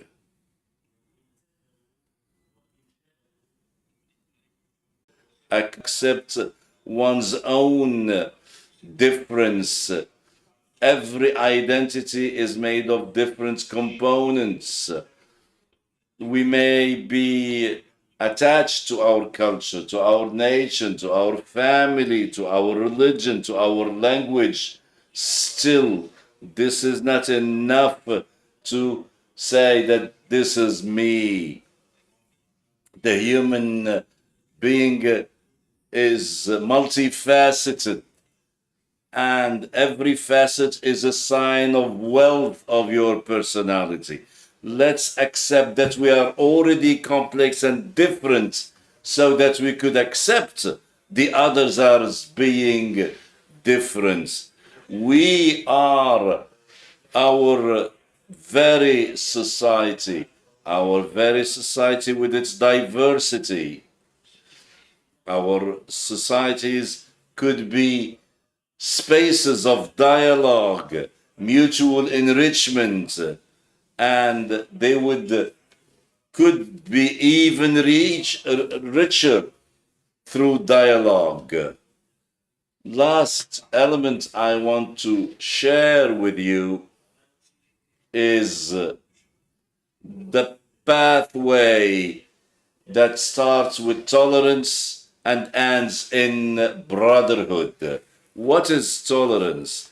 There is something ambivalent in tolerance. It's accepting the other, and while suggesting that I accept the other because I have no choice. Well, of course, tolerance is better than turning down the other, is better than intolerance, but it still keeps inside it suspicion, the feeling that there is some difference between me and the other. That's why we should move from tolerance through respect that recognizes in the difference between us and the others an element of wealth. And when we reach respect, we can probably hope to move to the next phase, which is brotherhood. And I finish with this universal brotherhood that we need to build upon, and which is expressed in a document of historic nature, that is the human brotherhood that was signed in Abu Dhabi by Pope Francois and the Imam of Al-Azhar. Those are two religious leaders coming from different religious traditions that often in history had opposed one another, over history confronted one another. Here they are together, calling or making a call for human brotherhood. If we can all absorb this, we can do a lot of good things. We could vehicle to the youth many good things for humanity in the future. Thank you for your attention.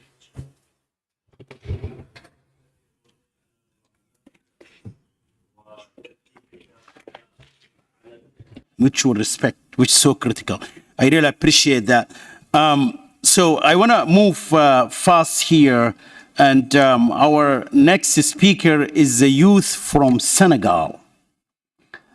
So I would like to bring Nafisa Poso. She is Shabab السلم Senegal. She's leading this the youth peace in Senegal. So welcome, Nafisa, my sister, and the floor is yours.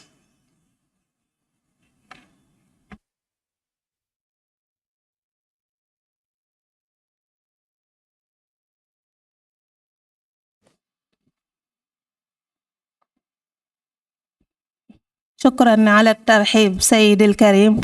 Thank you very much for the welcome, and thank you, dear guests. Assalamu alaikum. In the name of Allah, most gracious and most graceful, and peace be on his Prophet and his companions and his family, our example, Muhammad, peace be on him.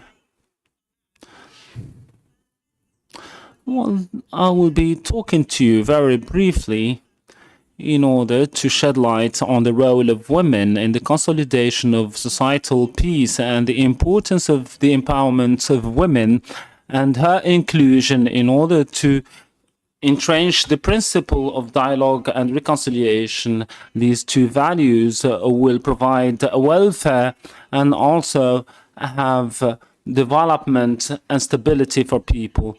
Women have a very important role in our Islamic religion and also in our daily lives. This role that was bestowed upon her by our religion since the dawn of civilization.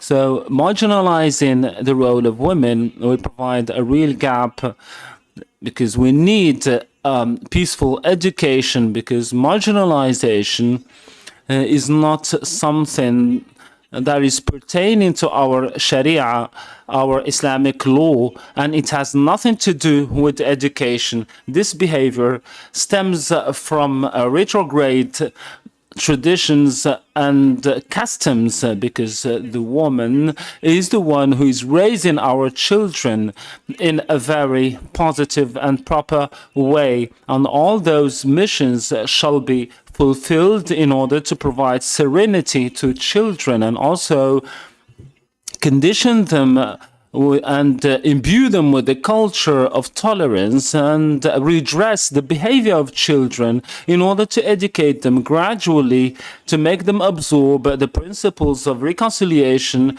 and peace, all the rights that are deserved by large segments of society cannot be reached without providing to women the right place. And we cannot have a successful education without a woman, and children cannot grow on the right basis without having women who will be watching over them and fulfilling their societal and developmental missions. Therefore, peace, that is the warranty for all rights, is contingent on women who will be disseminating the culture of dialogue and mediation. And the story of Salama is very telling because she played a very important role in consolidating the role of peace and also by saving people from falling in very bad things. And when she advised the Prophet, and also when disciples also followed her advice.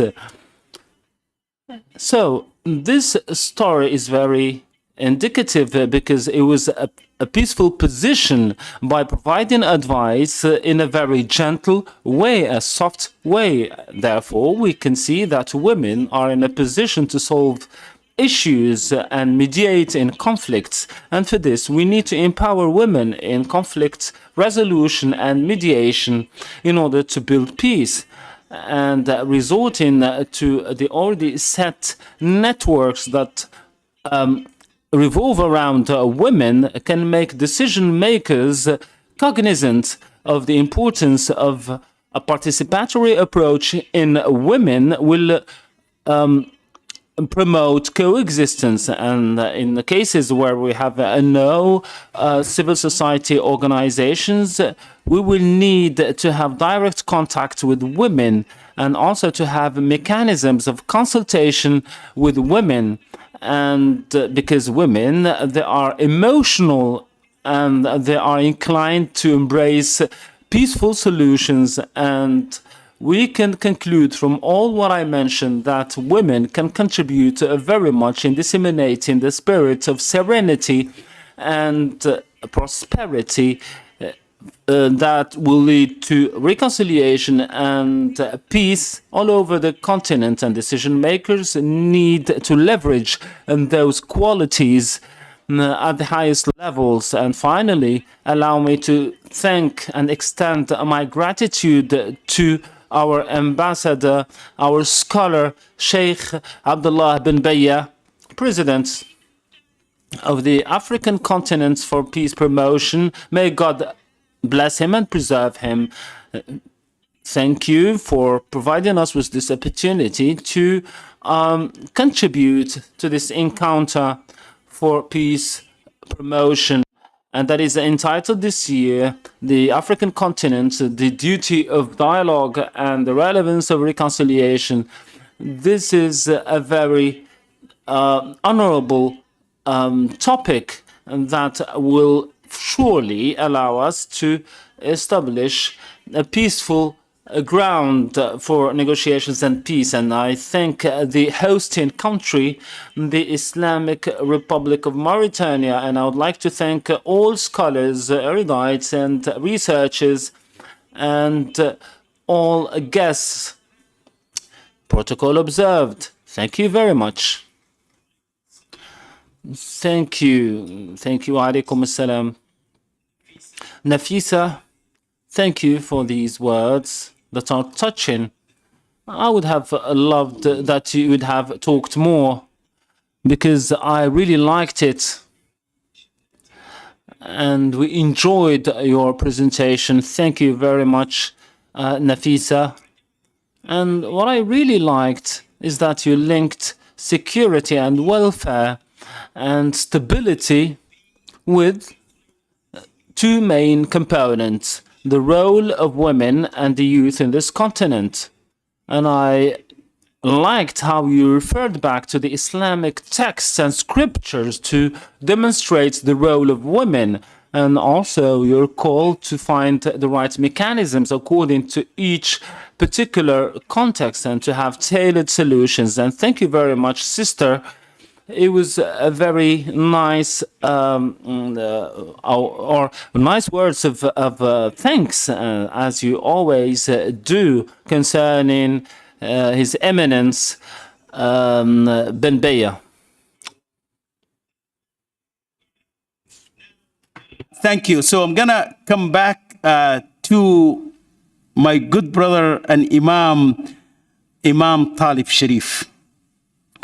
Imam Talib Sharif is the Imam of the nation's mosque. When we say the nation mosques, Masjid Muhammad, Al-Masjid Al-Watani, the Mosque of Muhammad, the national mosque.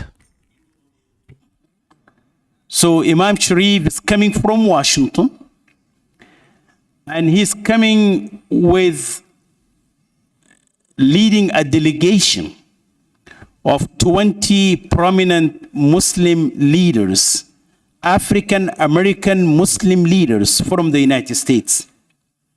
First time coming to join you, to join all of you in this Africa Conference for Peace.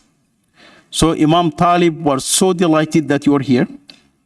We really appreciate your leadership in our nation, in the United States, as well as we appreciate your commitment in advancing peace and dialogue. Imam Talib, I know you very well, and I know your efforts in advancing the critical role of women and youth in our own country, in the United States, and in the neighborhoods. So why don't share with us some specific examples, successful examples of youth empowerment? Thank you so much, Imam Talib. Bismillahir Rahmanir Rahim. Salatu wa salam ala Rasulih Kareem. Peace be upon you. Now he speaks in English. It's an honor to be here. Our delegation is very honored to be here. And we certainly bring you the greetings from America, from our national community in America. Primarily, this is the community of Imam Warthadi Muhammad, Rahimullah Alayhi, which I'm going to give you an example, the message that he wants us to share. I certainly want to extend my gratitude, my best regards and prayers to His Eminency, Sheikh Abdullah bin Baya. We thank Allah for him, his son. We thank Allah for this conference, and it's indeed a pleasure to be here this first time And of course, you all can imagine that as a community that's here from America, coming out of the diaspora, it's a pleasure to be on the continent and certainly to be here in Mauritania.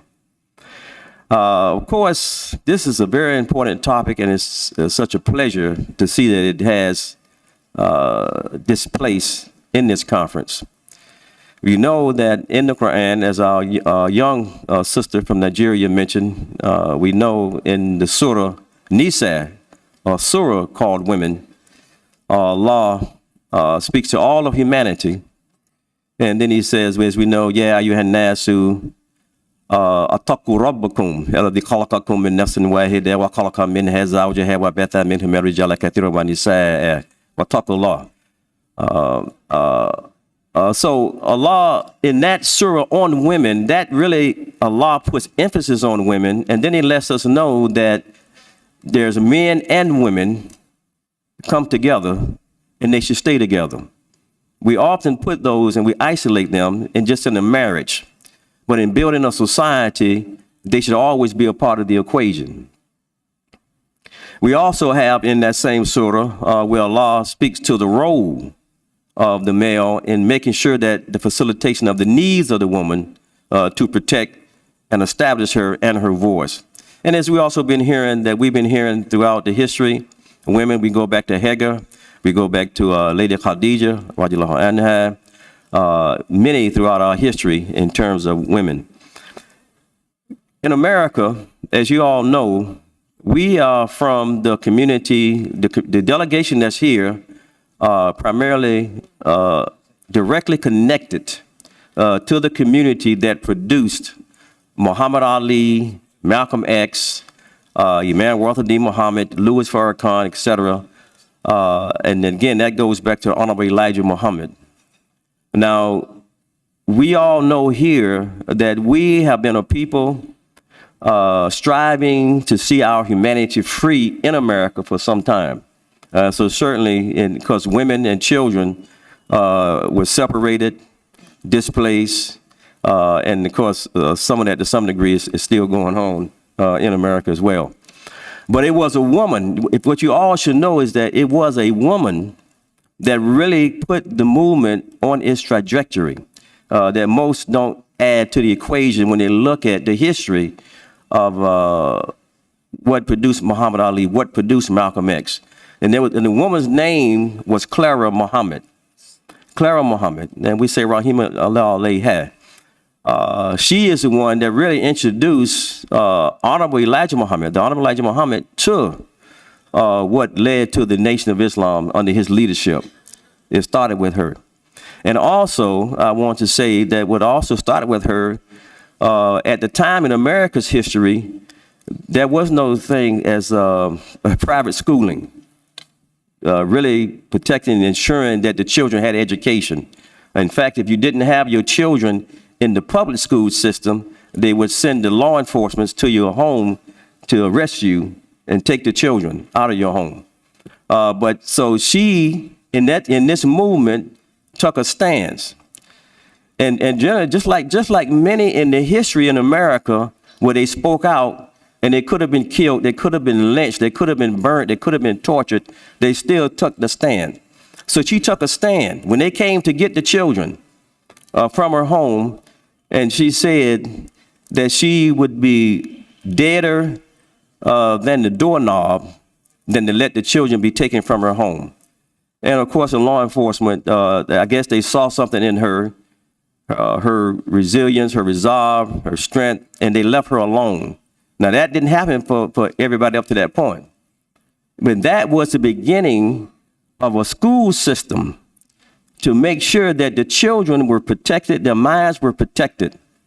And of course, it was called the University of Islam. And they began to grow. And it began to grow. Now, this is the movement now. This started before Muhammad Ali came to the picture. This started before Malcolm X came to the picture. So they are also now products of something that started in the 1930s in America's history.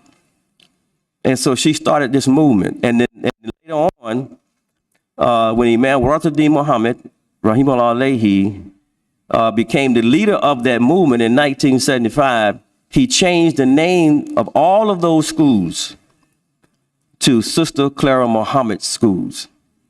And we had several hundred across the, 100 plus across the nation in America, putting emphasis on that. Now, you have in this delegation with me, members who are graduates of that school system, and they are very progressive, productive members of the society, not just locally, not just in the States, but nationally and also internationally. This is the power of investing and trusting the woman, because Elijah Muhammad had to trust his wife, and trusting the children. And we know that our beloved prophet, again, sallallahu alaihi wasallam, I mean, there's a reason we got to pay attention to these things. He said, if you educate 2 daughters, the value on the woman, then there's a guarantee of paradise. Because if you get the women right, protect them right, then they will make sure that the environment will be enough where it would be, actually you begin to come into a paradise if you get the women right. And the reason why the world is in trouble now is because a third of it, the women are under violence, they're suffering, they've got food insecurity issues, the women and children. And this is why we see a lot of trouble in the world today now, because we haven't given enough trust to the women to keep the peace in the house. We all under one roof, this earth. And if we give them more attention, we'll begin to see more peace in the dialogue. So we thank Allah for them being at this round table where they should be. Assalamu alaikum, and thank you.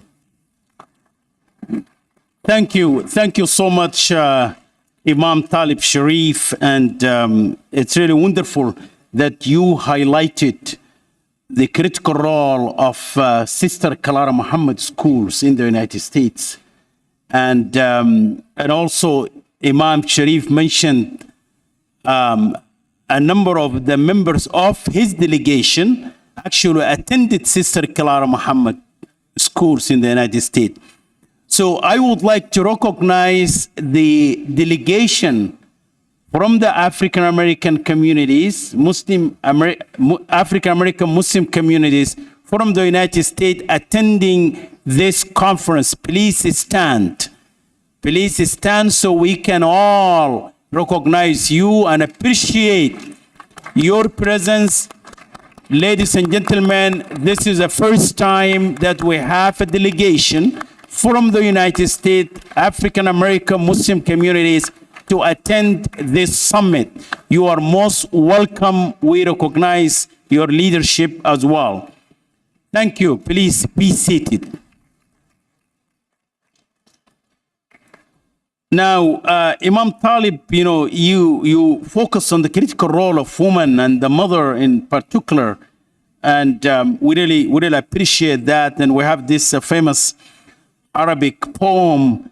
It says, "الأم مدرسة إذا أعددتها أعددت شعبا طيب الأعراق." I have to translate that in English. If you have maybe later we'll do it for you. But that is what it is. If you well educated a woman and prepared her well, then you guarantee the success and prosperity of generations to come. And that's what we see here now. Well, now I have 2 interventions, and I would like to ask them to do 2 minutes each so that we can also get 2 or 3 comments or questions. So please, my dear sister Khadija Al-Khlefi, I would like to introduce you, but if you can just give us highlight, couple of minutes, I appreciate that. يعني تعطينا دقيقتين. Khadija Khlefi is the president of the Youth Association in Dakhla in Morocco. Thank you. In the name of Allah, most gracious, most powerful, prayers on our Prophet Muhammad, his kin,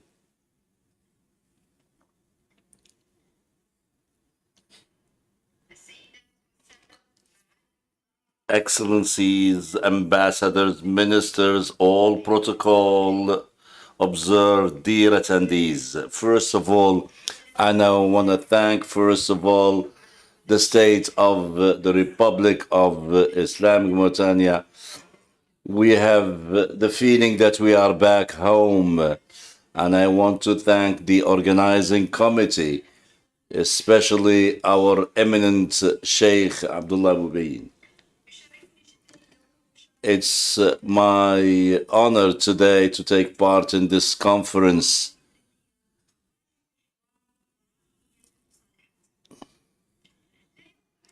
It is sure that everybody knows that women and children are the locomotive and working force of Africa, because they play an important role in prosperity and peace in view of the different plights that Africa is suffering from: poverty, violence, and wars. Dialogue is not only a duty, but it's a tool without which we can't strengthen understanding between people and continents. Women and children play an important role in promoting this dialogue, especially that women and children are the first victims when there is no dialogue. I'm going to talk about 4 elements. Promoting social dialogue. Women are channels of communication between the different societal channels, because they can play an important role as women and as social leaders. And I gave an example of the Moroccan women, who is an important element in the development of Moroccan society. Second, the fighting of discrimination. Women push for dialogue for social justice and equity, to build a more balanced, a more stable society. Third, participating in negotiations and dispute resolutions. Women give a thorough opinion. Last, building bridges between cultures. Women reinforces understanding with different ethnic groups through societal initiatives for dialogue. Now, youth which are no less important than women. The role of youth is that they are the hyphen between the different generations, which combines old wisdom with new thoughts. Second, the use of technology. Today, youth are leading dialogue through platforms, social media. Third, fighting radicalism and violence. And last, promote and reinforce African unity.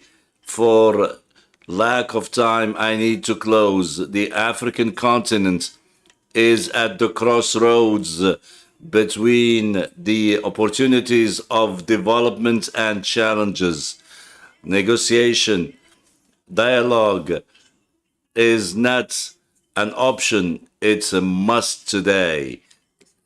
And you, the leaders of the future, and your acts today will define what tomorrow is going to look like. Let us be wise, courageous to conduct a genuine dialogue. With your input, we can build a better world and achieve our hopes and dreams. Be the voice of dialogue and the tool of change. Thank you.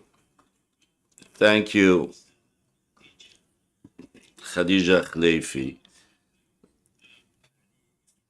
Now, it's my pleasure to introduce Mohammed Badruddin Tashoush from Algeria. Dr. Badruddin, 2 minutes, please.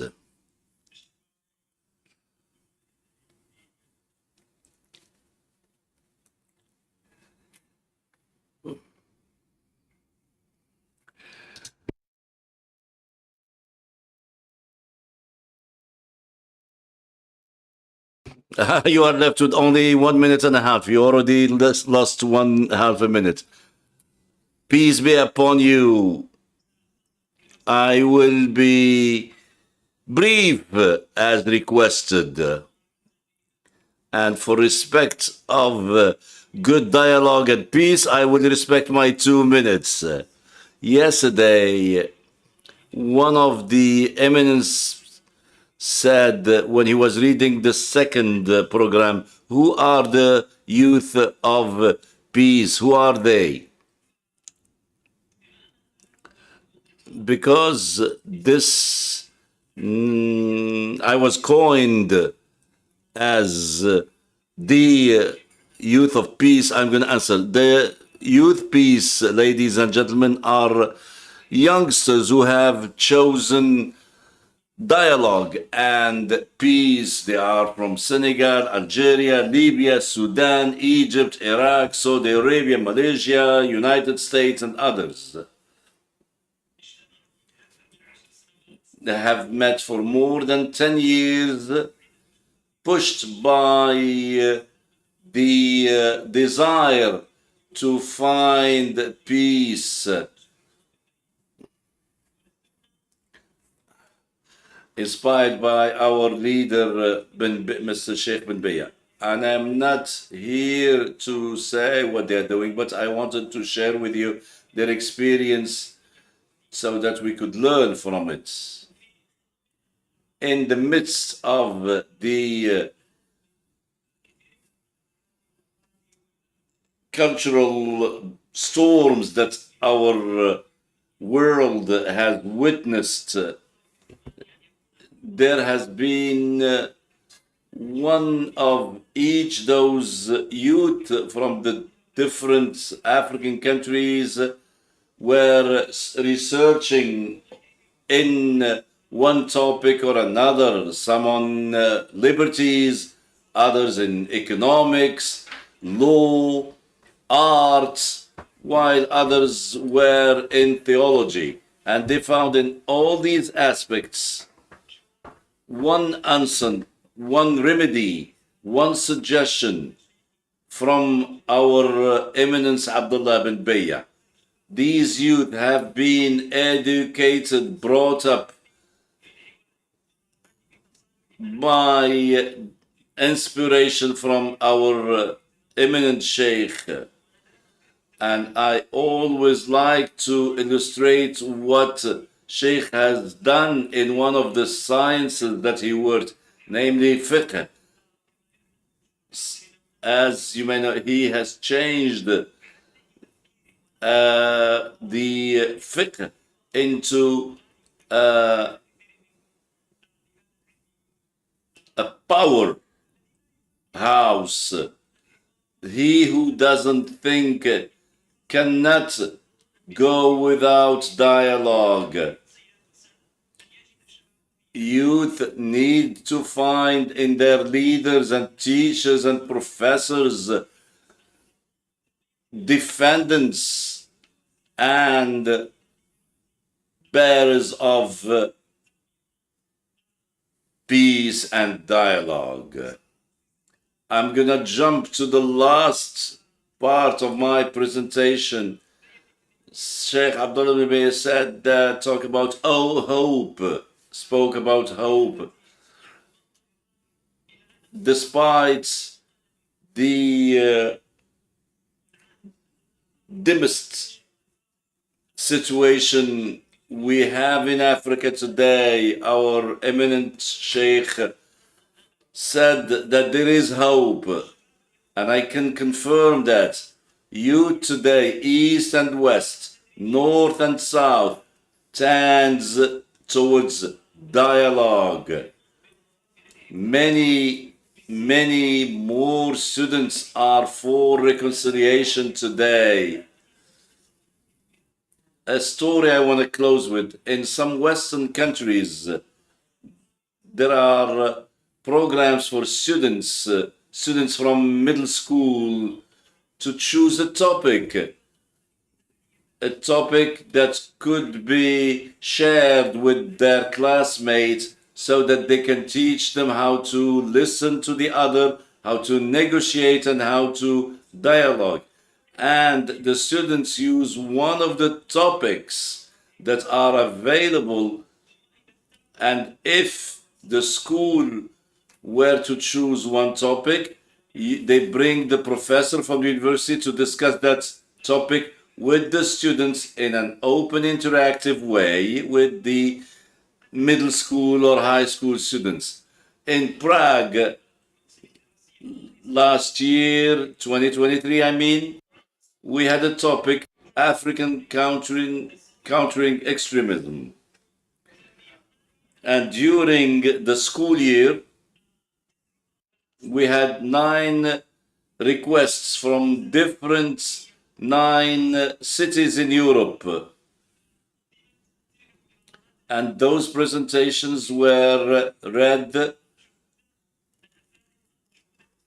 over them, demonstrating what the Africans are doing for promoting, disseminating the culture of peace. And what is good about it is that the question asked by the students is that now that we have seen what the picture is like, how can we help promote peace, dialogue with our brothers and sisters in Africa? Thank you.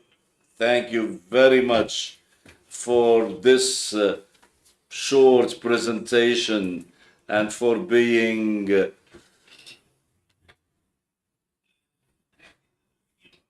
last speaker. We have Mrs. Halima Mint Sidou. She's the vice president of the association to eradicate violence in asylum context. Bonjour à tous.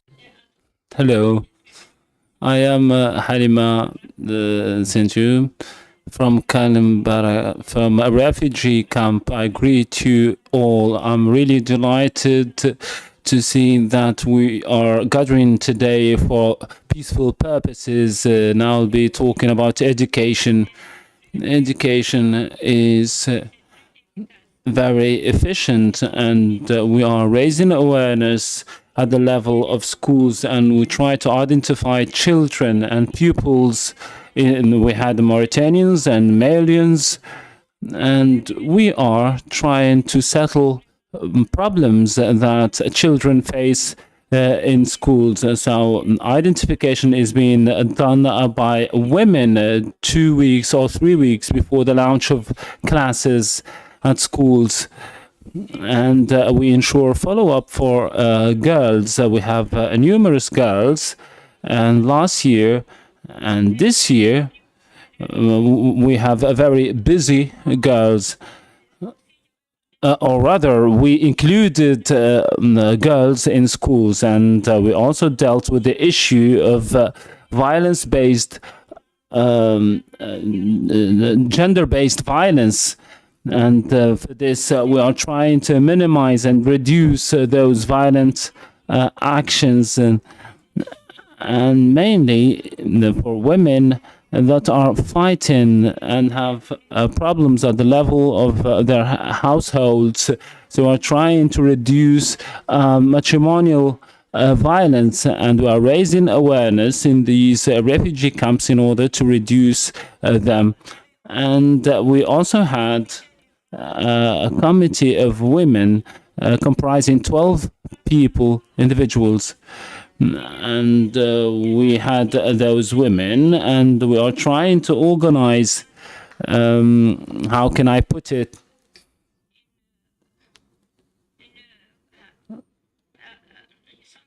Well, a campaign, sensitiveness campaign, just to raise awareness for Mauritanians. So I think Mauritania, and we have 13 years of exercise, and they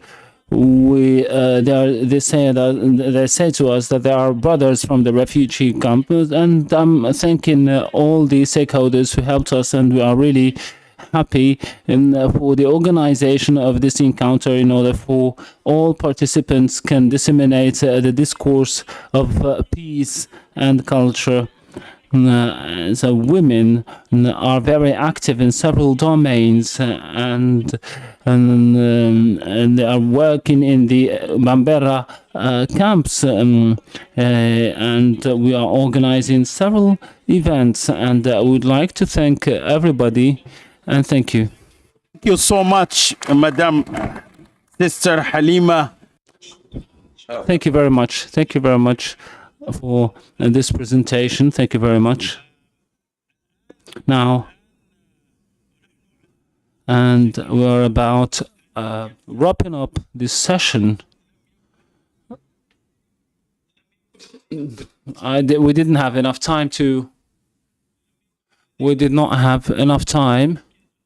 Maybe, Brother Mahjoub, we can just.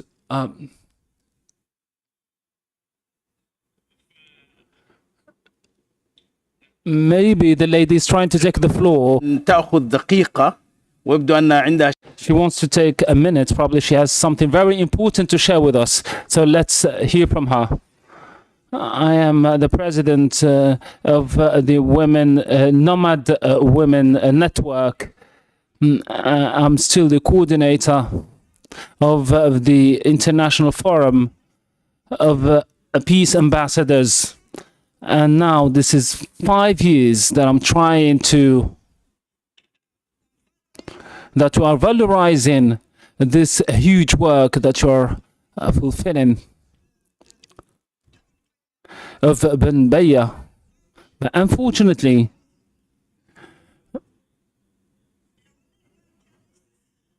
we are operating at the international level, and there is no reason that we spent 5 years. We are suggesting a network for peace that will be presided by an honor President Mohammed Ghazwani, Mohammed bin Zayed, and also Fayed from Senegal, because today we have artificial intelligence. This is the era of artificial intelligence in the digital world. Why not each country?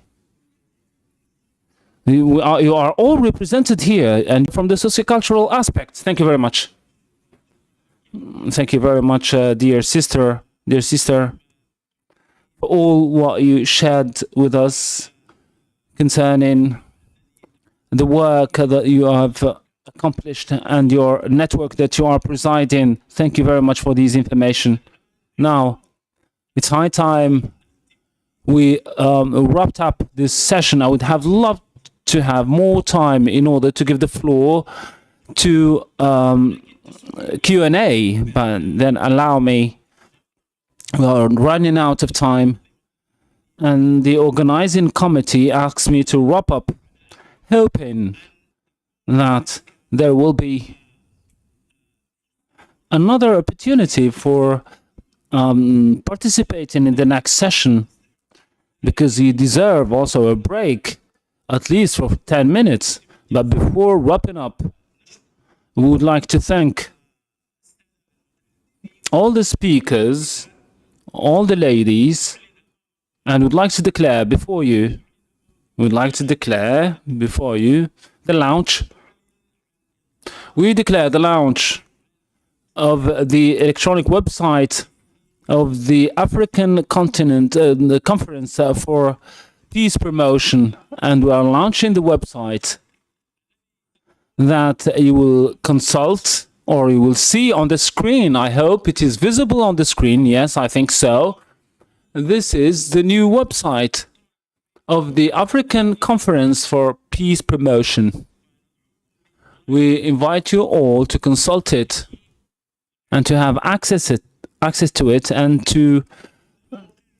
I would like to say that this website, you can just have access to it through the QR code that you have on your badges, on the name tags. موقع المؤتمر الإفريقي لتعزيز السلم. You can have the title, and in the name tag you can have access to this website through the QR code. Thank you very much for this very important encounter, and I'd like to thank the speakers and you, dear participants, for your patience. عندكم 10 دقائق. You have 10 minutes, a break of 10 minutes. شكرا جزيلا. السلام عليكم ورحمة الله. Eh bien, merci beaucoup. Merci beaucoup. Thank you so much. Difficult friends.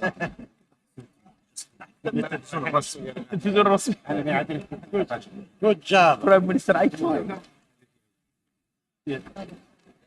Monsieur le secrétaire général,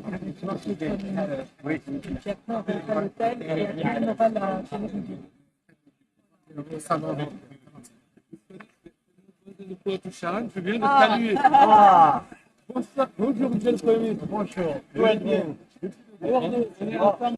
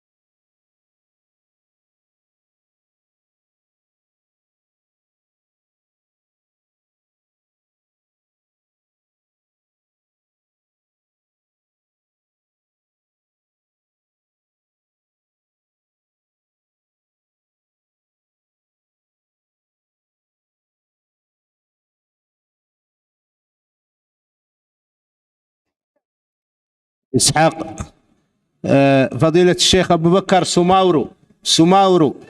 His Eminence Sumauru, Sheikh Sumauru from Liberia, please, if you're in the room.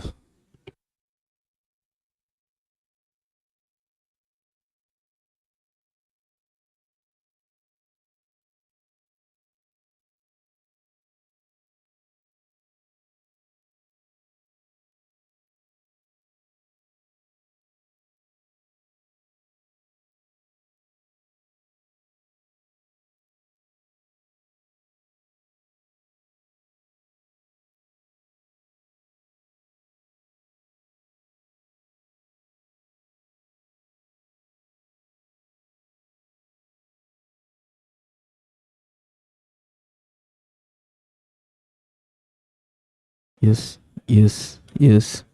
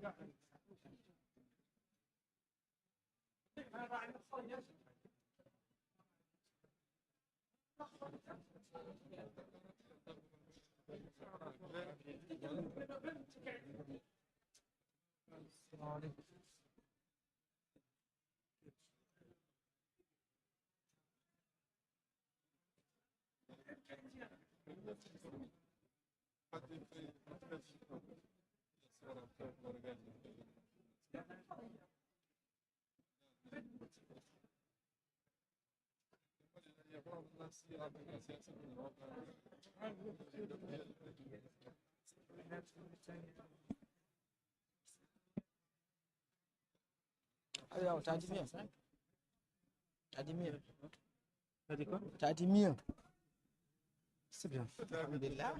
C'est bien.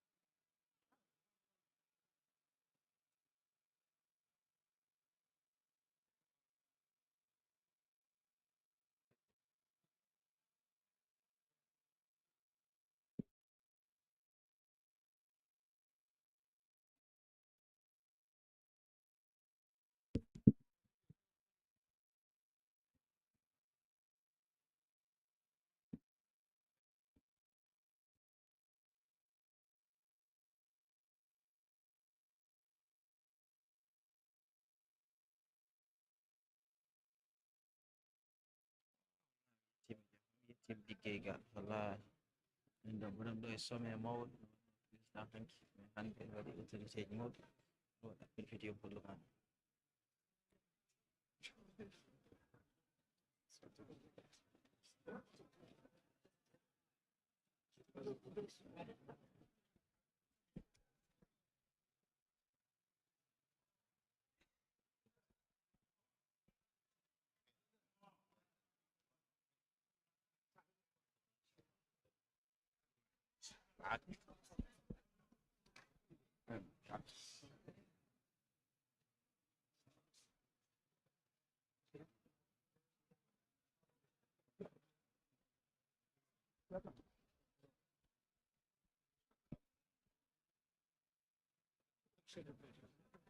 لا لا خليها في الشرح.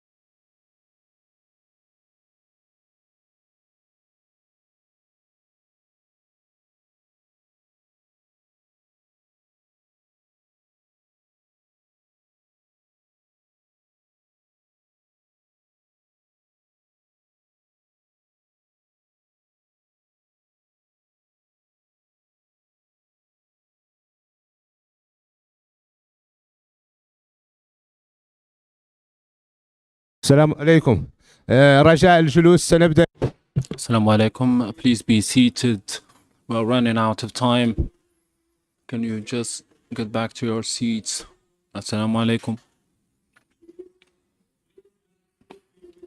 Right now, our next session, we would like to finish it in 1 hour, please. Thank you. On va débuter la session. We'll start shortly. Please be seated.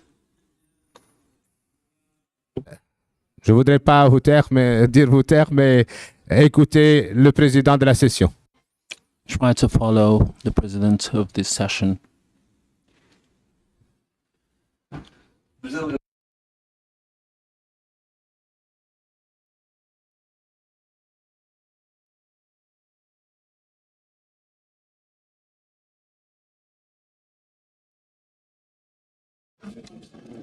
بسم الله الرحمن الرحيم. In the name of Allah, most gracious, most merciful. And God be praised. And with the help of the Almighty, and peace be upon our Prophet Muhammad and on his family and companions. فاتقوا الله وأصلحوا ذات بينكم وصلى الله وسلم. And prayers and peace be on the reformist prophet who started a new phase and put an end to wars just by releasing other prisoners. And this is how he shot guns and put an end to warfare. And thanks to God, today we are living in conditions that remind us of a reconciliation that Allah called Fath Qarib, and according to other scholars, Fathan Mubin, and which is a new phase. Now, by avoiding to shed blood and by stopping wars in Gaza, we're living one of those phases that we hope that will be followed by stability and serenity that will put an end to hostilities. A greeting to you all, and greeting to the Sheikh, the scholar Abdullah bin Baya, the initiator of this African Conference for Peace Promotion. And allow me to give a testimony, just to say that this orientation of His Eminence is not something new. It can be traced back to a long time ago, and I lived with him during the reign of late Mukhtar al-Dada. There was a state secretary, and we have so many problems in our continent. That's well known, and there was a war in which there was so much bloodshed. And whenever we have bloodshed, we remember the hostilities, the warfare that tore ties between those people. This is what we live in, those conflicts. And today we have stability, and thanks to God, and this capital was subject to 2 attacks. And some of the things that have been recovered by the Mauritanian army, all those gains and spoils were presented in public. And one of the boxes was, there was written on it something from our sister nation. And I was dealing with the public journal, and then we were expecting a declaration of the break of diplomatic relations with this nation state. And there were so many hostilities during this war. And whenever there is war, there is propaganda and there is attack also in terms of information. So I was surprised by Sheikh Ben Baya, who was the minister, to tell me just to get ready for a trip and that I didn't know its destination. And we found a plane just ready for us. And I understood that there was decision not to break the diplomatic ties, but there was a closed meeting between him and the president of the country, and he was summoned just to be sent to the other country in order to negotiate with them and to talk to them. And we had the union, the president of the union, who was present during the meeting, and also the Supreme Council of the Youth. And I was young back then, and I was the servant of the First League of the Mauritanian Scholars. So we were conferred this mission. But then we were received very quickly in the other country, and our host made sure that we go back in a special flight instead of going back in the national airline. And this is how Mauritania was saved, and there was no more armed hostilities. So this is just an example to showcase how dialogue and discussions can save lives. And this encounter was under the title the seeking in the foundations of Islam for reconciliation. And now I'm just being very humble to be among all those eminent scholars on my right and on my left. And I hope that this will be an easy task to address you, and I'm really delighted to be here. And the scholar, the sheikh, and I will be just giving him the floor, Muhammad Mukhtar al-Jum'a, is, as you all know, is a pillar of scientific and scholarly work in the Islamic world. He was a dean of the Azhar University, and he was minister of Awqaf in Egypt and religious affairs and endowment. And today, or probably he was before that, a member in the research, Islamic researches, one of its committees to disseminate and promote Islam. And he's also a member of the high body of Azhar, and he's a writer. And we have among us an author who is very keen on literature. He writes constantly on a daily basis, weekly basis, and monthly basis on media, and has so many books concerning the Arabic literature and concerning the book of Ibn al-Azir. And he's from Egypt, and that represents the presence of Copts in them, that they have a moderate religion and Islam, especially that the Prophet advised to take care of them, and then generation after generation those people were up to this advice, and they have this beautiful and strong institution that is Al-Azhar. So I'm welcoming him, and I'm welcoming all the renowned scholars and speakers, and I'll be presenting them respectively. Now I give the floor to His Eminence Muhammad Mukhtar Jum'a, and we will ask him to just speak briefly, taking into account the restricted time that is allocated, especially that we need to pray ad-Dahr, and we also need to observe time, and all of us just to speak during between 5 and 10 minutes. And you have the floor, Your Eminence. And thank you very much, my brother Sheikh Khalil. Praise to God and peace be on the Prophet. our Master Muhammad, peace be upon him and on his family and companions.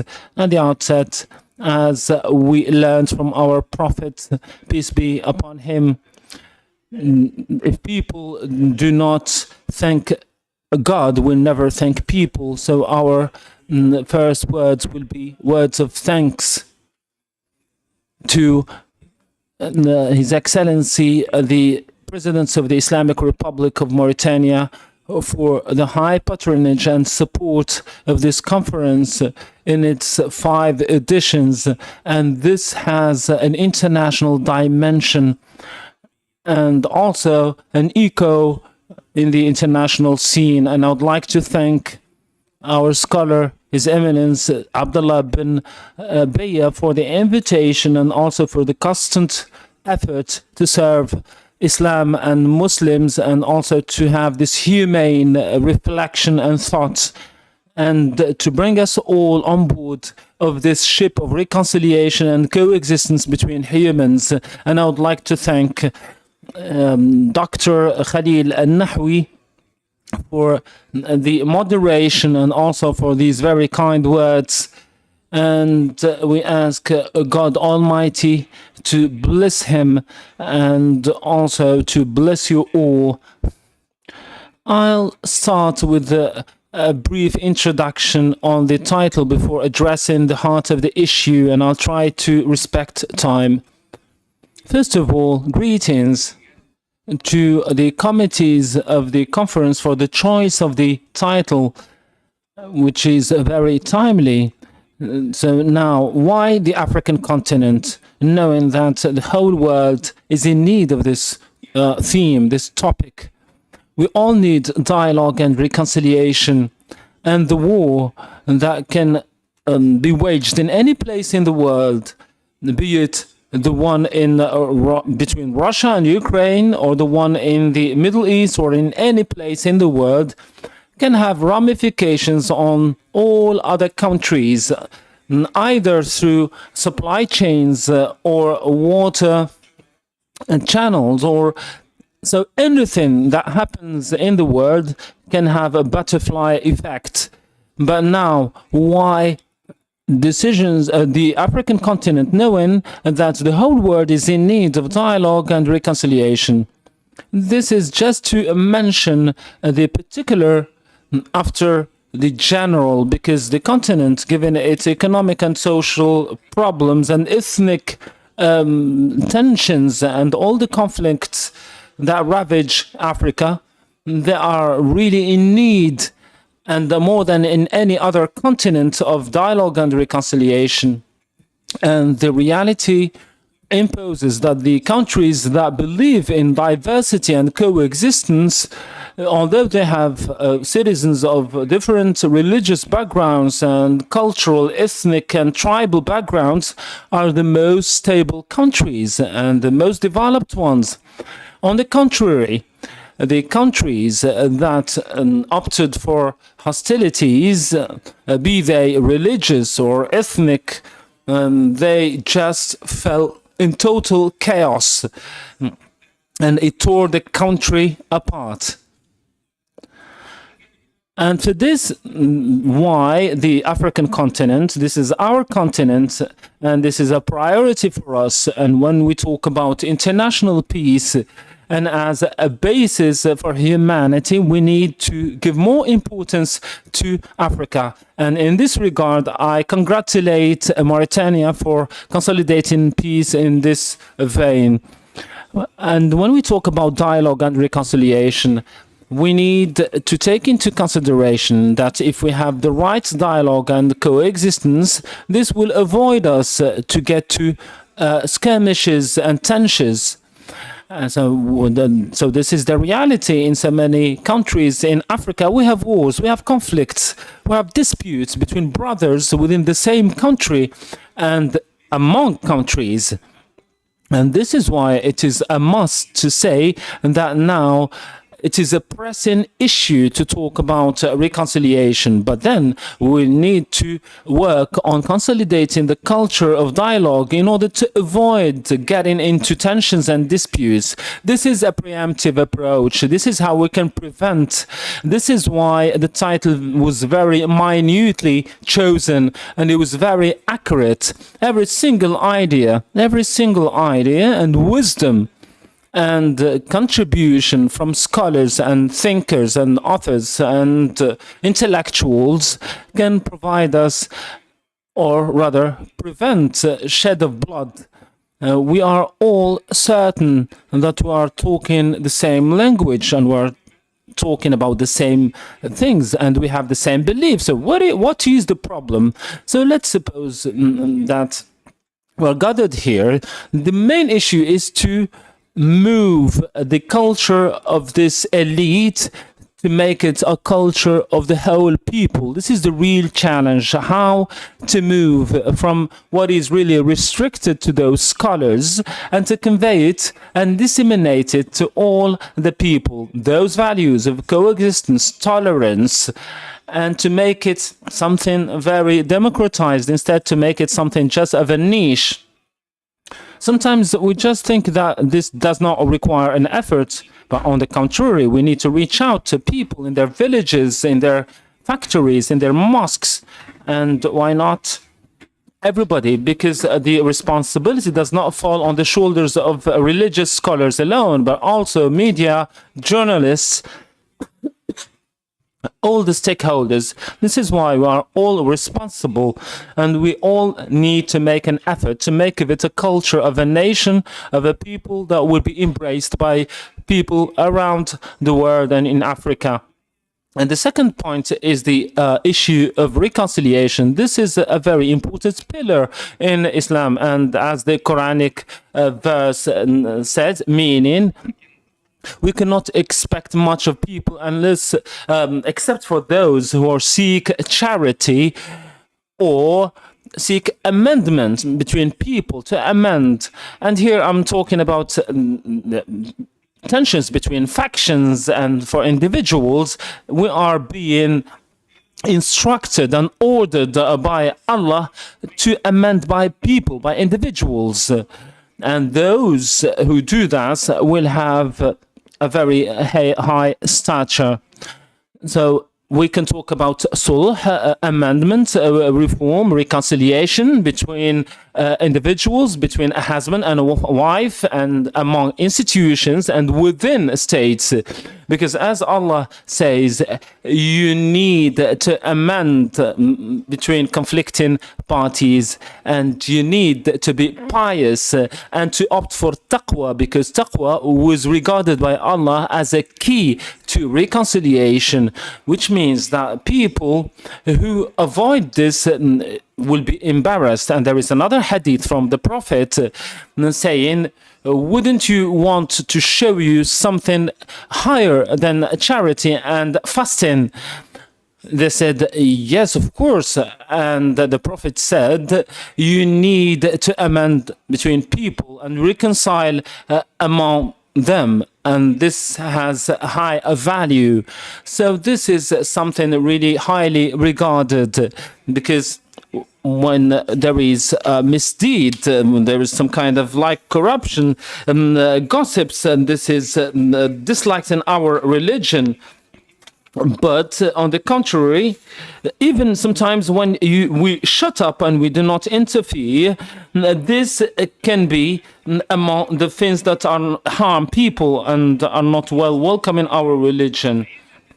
So sometimes interfering in order to amend and reconcile between people is highly recommended, as Allah said that if somebody kills a soul as if he killed everybody, and killing here, Allah did not talk about believers or disbelievers. It was comprehensive, talking about all lives, and for those who revive it, as if he revived everybody. And when we talk about revive, we are talking about avoiding bloodshed and avoiding conflicts And this is abstaining from killing and also preventing killing. This is at the level of reviving people. If you pave the way for saving a soul or a life, you revived it. And reviving is a very holistic definition, and reconciling between people is totally compatible with the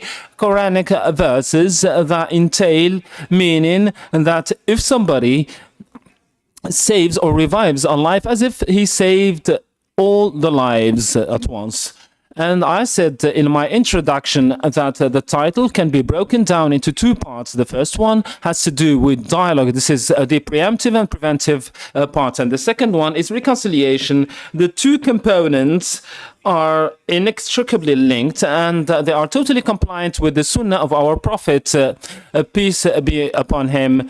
The first one, which is dialogue, cannot be based on supremacy, because otherwise there will be somebody who's looking down on another who is dictating the terms, and this is not the right basis. And we all know that in our religion it is clear, dazzling, that for even disbelievers they need to be talked to in the right way. There was a disciple that tried to defend the prophet because somebody was insulting him. So now when we talk about equity, we talk about even words, even the Charter of Medina. We need to learn lessons from it. And the prophet said, meaning the Jewish of Bani Auf, Bani Thalaba, and he said that they are part of the nation in the Charter. Before mentioning that Muslims have their own religion, he said believers have their own religion. So dialogue that is not equitable, that is not based on parity, can never succeed. And the foundation in Islam is to opt for equity instead of supremacy, and reconciliation is totally based on tolerance and tasamuh. And this is what happened in the reconciliation of Hudaybiyah. And so this reconciliation, when Suhail ibn Amr, who embraced Islam at a later stage, and he said, the Prophet to Imam Ali, write, meaning write Bismillah ar-Rahman ar-Rahim, the most merciful. He said, just write our God. And the Prophet said, right, our God. So even Muslims did not accept this, but the Prophet said, this is, or these are the words of the Prophet, and the disciples were against this. But then the Prophet insisted, and this is how demonstrated that we need to opt for a language that is convenient, and the Prophet just erased the words that could undermine the reconciliation or the treaty of reconciliation. And now, even in these days, if we had a prophet among us who is supposed to write those words, he would be very reluctant. So this is the story. But then they said, if there is a Muslim who is coming from Quraysh, he will be brought back to us. And if we have an apostate, will not be given back to you. And the disciples found it very hard. But then the Prophet accepted the terms in order to ensure a peace. This is stemming from wisdom. So when you are elected, you need to opt for all the things that can bring good things, and for having good faith and intentions and goodwill, things can be just right. And we had Abi Jandal and Abi Basir who went to the Prophet, and the Prophet kept his word, and then the stopped the road for commerce, for the caravans for Quraysh, and then they went to the Prophet in order to implore him to stop this blockade. And as my brother Sheikh Khalil said, إِنَّ فَتَحْنَا عَلَيْكَ فَتْحًا مُبِينًا, and so many exegetists said that this is a part of the Quranic verse Al-Fath, and this was during Hudaybiyah, and others said it happened in Mecca, and others said in another corner, because Hudaybiyah was just like an introduction to spread influence in Mecca. So the Treaty of Reconciliation of Hudaybiyah paved the way to having access to Mecca, but it was based on equity and parity in terms of language, and also sulh or reconciliation can only be achieved through tolerance and forgiveness, and wisdom and logic and reasoning can only lead to positive results. And all disciples under the leadership of our Prophet, peace be upon him, in our nations, we need to follow the footsteps of our leaders, because our leaders, they have the wisdom, they know how to lead, and we cannot just assume that we have more data, we have more reason, and it's our responsibility to lead things.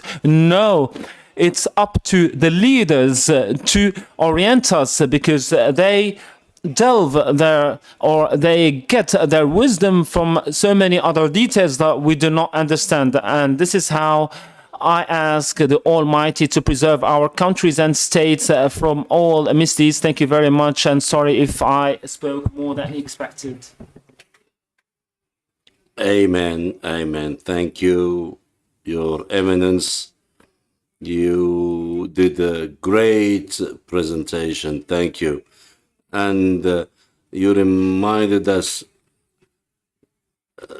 now they talk about the law of butterfly.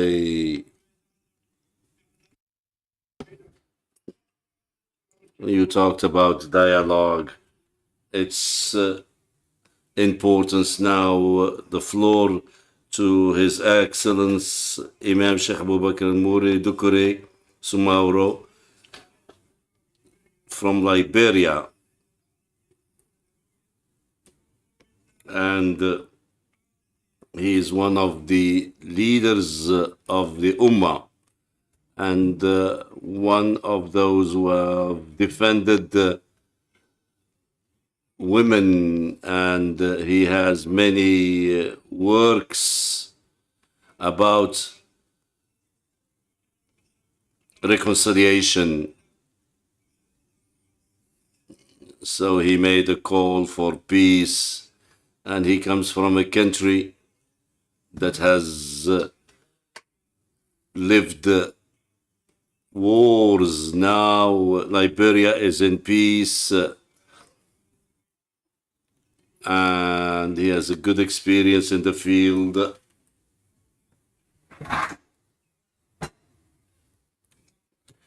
So he can talk to us briefly in between 5 to 10 minutes max, because we have only 1 hour.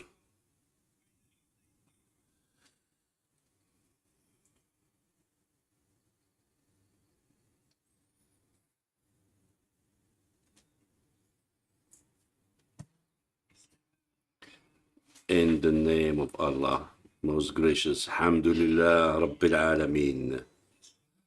Prayers on the Prophet, his kin and chip.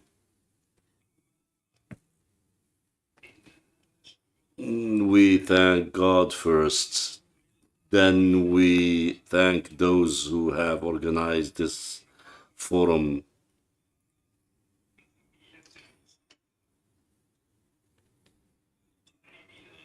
Those who have chosen this topic, and especially His Eminence Abdullah bin Biyah. May God give him long life. Dear attendees, peace be upon you.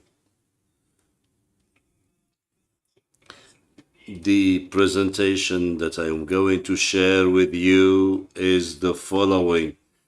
With the help of God, the Islamic Sharia is good for life and afterlife because it prepares a life and makes it subtle and adaptable and gears people to a good life that frees him from enslavement and educates him to accept people as they are. Man was born weak and he needs to live in peace and security. But people found themselves fighting with each other with different opinions, desires, and wishes, as God says, وَمِنْ آيَاتِهِ خَلْقُ السَّمَاوَاتِ وَالْأَرْضِ وَاخْتِلَافِ أَلْسِنَتِكُمْ.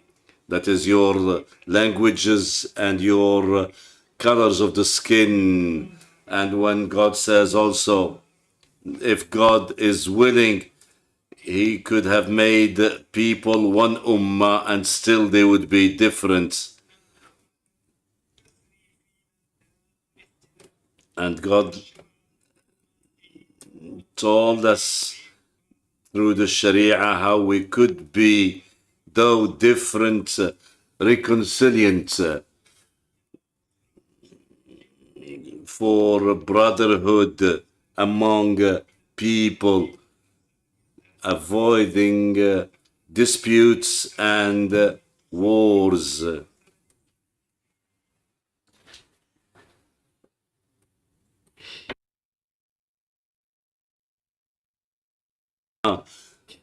So, in the hadith, be careful. Don't be suspicious of people if you are not sure about what you think about them. And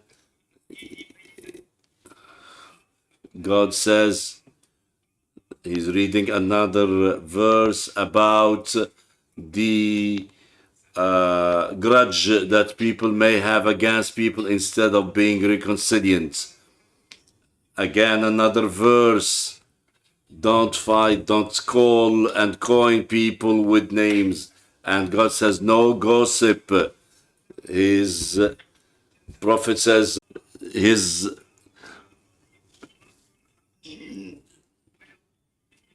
Imam Tahawi says, may he rest in peace, we don't see how we cannot respect our leaders. We never insult them. We never curse them. We should obey them.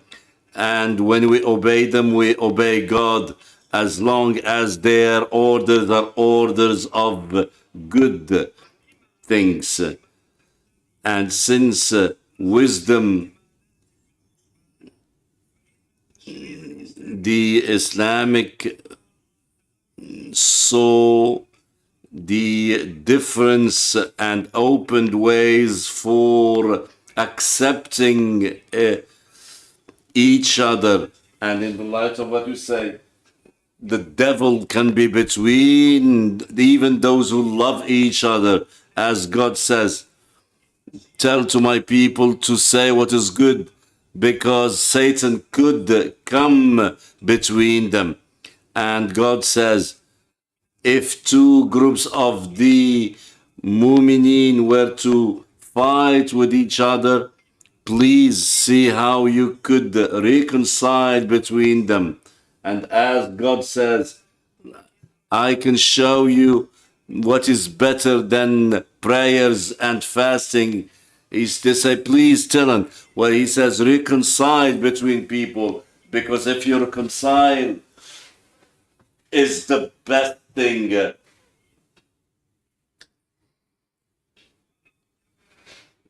The Ummah must deal with other Ummahs to reconcile with each other.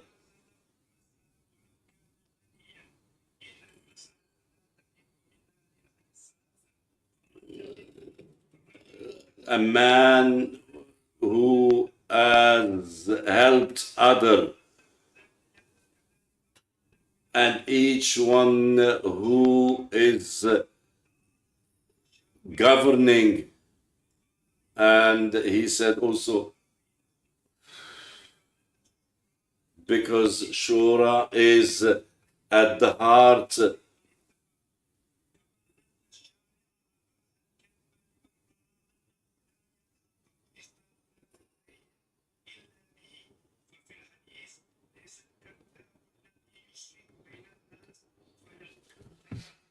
so the liar is not the one.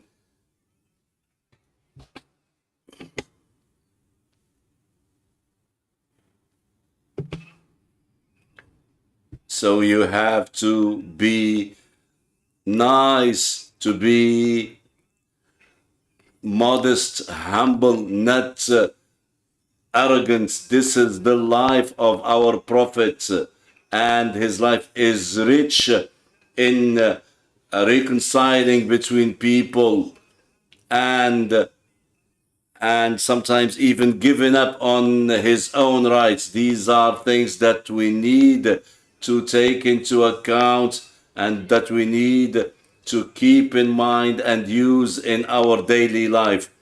And the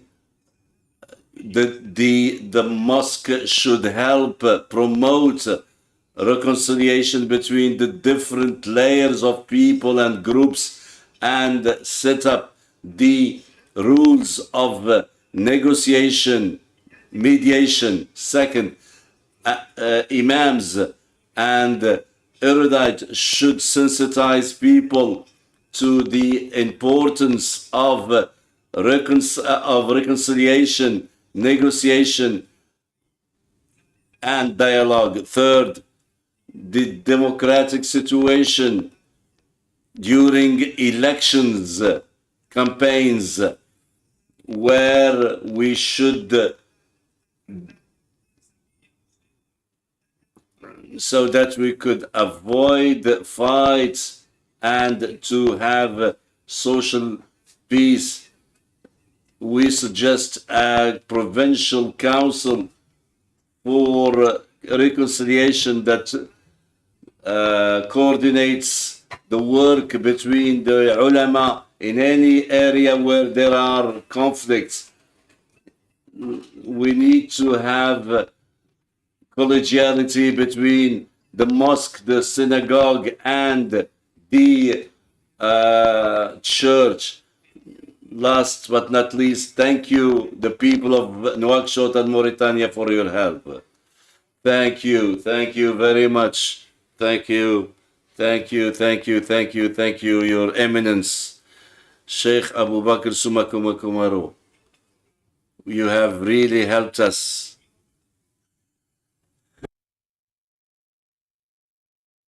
Thank you, Muhammad Mukhtar Jum'a, and you, and the hadith for reconciliation that was mentioned by the Prophet. May God help us with his messages. So these are verses of importance that needed to be looked at as elements of reconciliation, not of disputes. And you also mentioned is that reconciliation between people is important,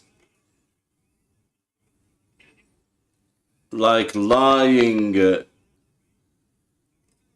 and the Prophet has solved the problem of the cave.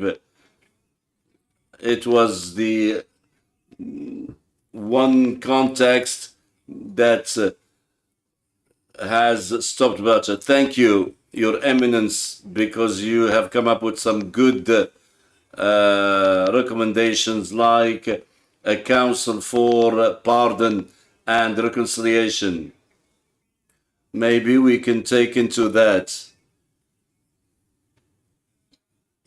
Now we move to the third speaker, من تطاوين الزيتون from Kairawan.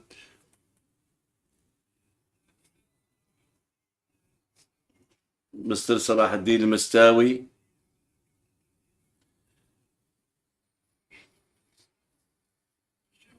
Salah Ad-Din Al-Mastawi is a famous person. He's the Secretary General of the Islamic Council in Tunisia. He's also a member of parliament. Before, he was also a counselor to the Prime Minister in Tunisia, and he is the chief editor of a paper that his father had founded. He has a lot of great works in mediation. He talked about pardon in Islam, and he has many papers and books. He's welcome. You have the floor, Your Eminence.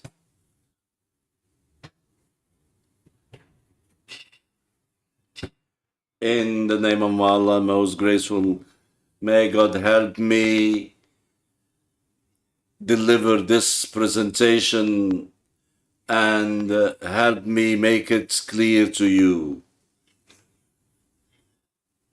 I want to thank Abdullah bin Bayya, our eminent Sheikh, President of the Abu Dhabi Forum for Peace, for having invited me to take part in this 5th edition of the African Forum for Promotion of Peace.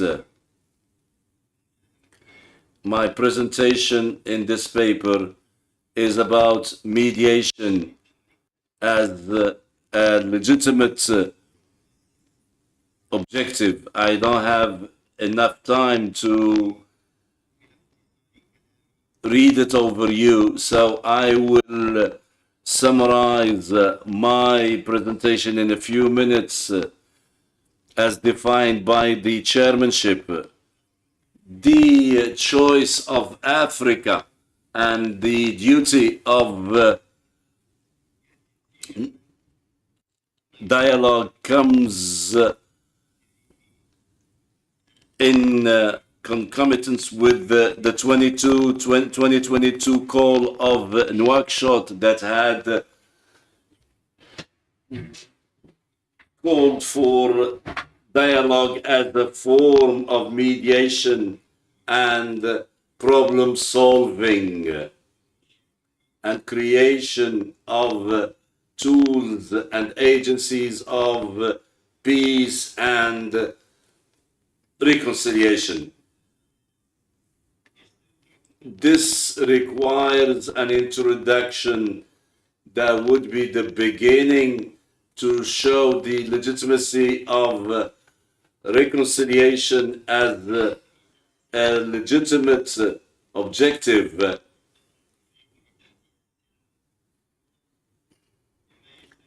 And this requires that we define reconciliation in language, and I will quote Asfahan. He says that reconciliation is meant to remove disputes between people. It is one way of putting an end to disputes between people with different opinions. The Malikis look at the reconciliation can be adopted if we don't want to fall in fitna. And many verses talk about reconciliation, like لا خير في كثير من النجوم إلا من أمر بصدقة أو إصلاح بين الناس. That is to say, reconciliation between people. Walid ibn Rushd says this is the year of blood, money, and everything that could lead to differences between Muslims. And in the Prophet's Sunnah, the reconciliation is valid among Muslims, and in Ma'qul, reconciliation is better than reality when it is bad, and reconciliation comes when disputes are there, and disputes can be cause of disruption, but reconciliation can improve things. We talk about reconciliation between husband and wife, between Muslims, between people fighting over money or something, and the Sharia is to preserve peace and stability. If we are in a good society, reconciled with a child, with the world around it, we are in good shape. Tahir bin Ashur looked at many verses that came with the different prophets and messengers who called for reconciliation. Shu'aib, Moses, Shu'aib, Thamud, and he said, talking to, don't ever spoil things if you have already reconciled between people. Muhammad al-Tahir bin Ashur, may he rest in peace, looks at these verses. He says these are clear signs that the Sharia is reconciliation and removal of corruption in people's acts, in addition to the fact that there are many verses that God has put in his holy book. We need to make every act good enough for better society. We need to bring reconciliation, put an end to corruption, improve the quality and the condition of man. And remember, the da'wah came with the improving faith. That is to say, the thought that would lead us to the real thoughts, that is faith itself. Then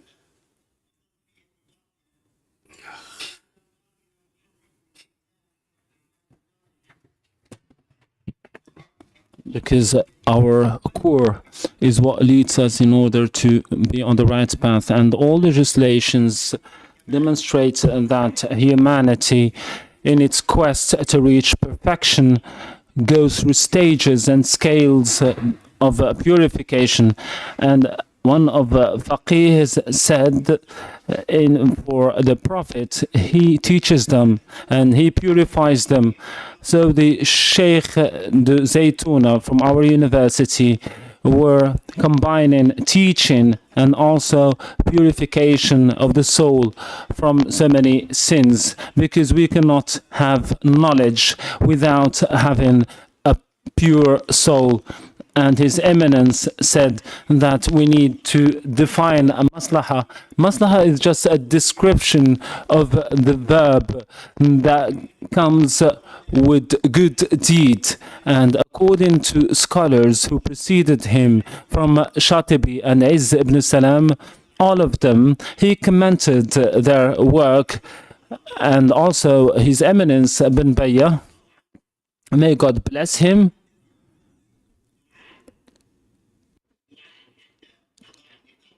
And here I'm just trying to clarify things, because I said late Ben Baya, but here I'm saying may God bless him. I'm catching up, sorry for what I said. So His Eminence, he's saying that according to what Western countries say, the soul or the spirit of laws, and according to which so many judges interpret text laws, he says that the philosophy of legislation in the West does not understand the dimensions of time and place as it is done in maqasid, the science of purposes in our Sharia. And this is to showcase that our issues are constantly renewed and eternal, according to some scholars, and this is to serve the interests of humans. And also, what is the place given to exegetes when it has to do with jurisprudence? And scholars can break down sulh or reconciliation between people of right and also people of wrong. Reconciliation also by opposition to any fissure or break that can happen between a husband and a wife, and also reconciliation between people who have issues concerning interest. So reconciliation in all those aspects is something very good, because it is the proper accruement of benefits and avoidance of harm, and because we have so many good things because of reconciliation. Reconciliation can just put an end to the fire of wars, and also it can ensure the solidarity between Muslims, and also it bridges the gap between factions. Otherwise they would just be in conflicts, and this will generate bloodshed. And I will just skip so many details because we do not have enough time to cover all of them. Without repeating myself and all what have been mentioned in terms of hadith previously, that impose on the Muslim not to be unjust, and showcasing that taqwa that is known only by Allah is what distinguishes a person or a Muslim from another. And also the blood of a Muslim is haram. We cannot just violate it, as it was recommended by the Prophet during Hajjat al-Wada', the last Hajj of the Prophet Muhammad, and we cannot just behave as disbelievers who are killing each other. Concerning reconciliation between brothers, and they, in order to ensure that they remain brothers, it is something very important, because we need to show the truth, and through reconciliation we save lives, and we prevent bloodshed, and we preserve the soul of humans. As Excellency Minister said, according to the Quranic verse, if somebody kills a soul or a life, as if he killed everybody. So reconciliation is one of the purposes of Sharia, and whenever we have Muslims, we need to keep in mind reconciliation, because this is part of reform. Reforming every single individual has a responsibility before God and before the nation to engage in this path, and His Eminence Ben Baya is enlightening our path in order to show us how we can opt for reconciliation through instructions and through advice. And this very encounter is a space that provides for women and the youth, as we followed very closely what they deserve in terms of importance. He's totally believing that they have a crucial role, a pioneering one, in order to attain the objective that we are all seeking. His Eminence said that among the most important things that we need to demonstrate is to give back the strength to dialogue and reconciliation, starting from the basis of our conviction that we believe in them.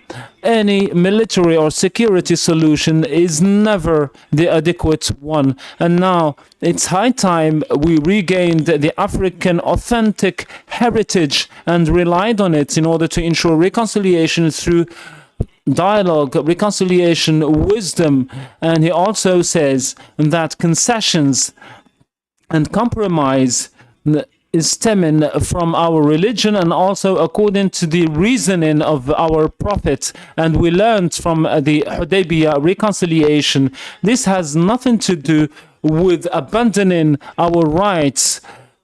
On the contrary, this is a way of finding the best solutions in order to avoid injustice and to avoid any disputes. Through dialogue we can have the common denominators and common grounds that are based on compromise can make us avoid drastic solutions and can provide safety. And this is how we can preserve the 5 pillars: the religion, our money, and our minds. And these are among the highest rights of the universally agreed upon human rights, and we cannot attain or achieve them unless we have peace. And His Eminence talked about so many important details, and I'm running out of time. Without a further ado, I will be just wrapping up.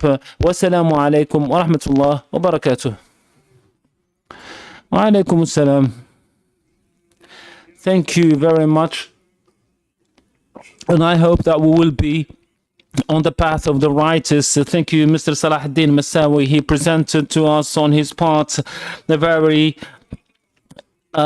important information, and he made a research in terms of maqasid, the purposes of religion and sharia, in order to understand how we can place exactly reconciliation. Unfortunately, we could not follow the whole text because of the time that was running out, and he reminded us of the issue of prevention, reconciliation, and this goes hand in glove with what Sheikh Mukhtar Jum'a mentioned. Prevention is better than treatment, and each reconciliation is recommended as long as it is within the framework of halal. And I thank him for the relationship between science and also purification of tazkiyah. We cannot just split the two. We cannot deal with one without dealing with the other, and they are all the time combined because they provide for the humanity so many solutions to the rampant problems at the international scene.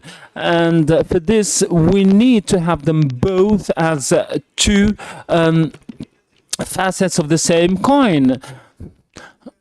Thank you very much. And we end up in this session dedicated to the panelists. So we come to the end of this panel with His Eminence Sheikh Ustad and thinker and scholar Muhammad Fadil Muhammad Lamin. Muhammad Fadil Muhammad Lamin is a former minister and a deputy in parliament,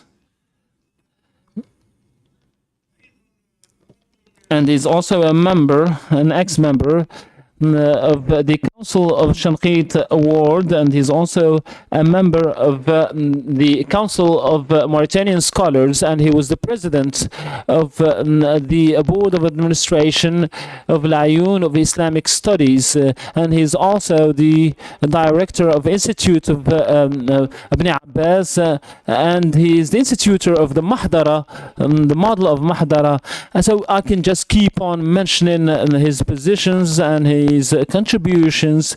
He's very active. He's talking about reforms, reconciliation, and he studies thoroughly the origins of reconciliation in our religion. I'll give him the floor.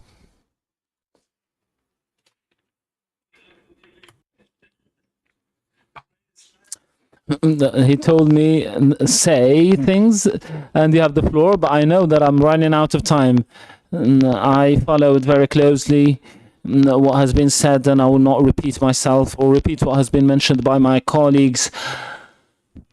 I will try just to talk about the book, the Holy Book, and Sunnah, and a few other data, but then sometimes it's not important to repeat myself. In the name of Allah Most Gracious, the title is very well known, and the content is well known as well, and we organized the conference, and we are proud that scholars from Africa and thinkers, they are all coming together to enlighten us, and I'm thanking them all. And I do thank the President of the Islamic Republic of Mauritania and the President of the Emirates, and also the President who was awarded the prize. And I think that I'm thanking all leaders in Africa and our brothers from Egypt. We have a Quranic verse that is very important, but I would like to highlight it.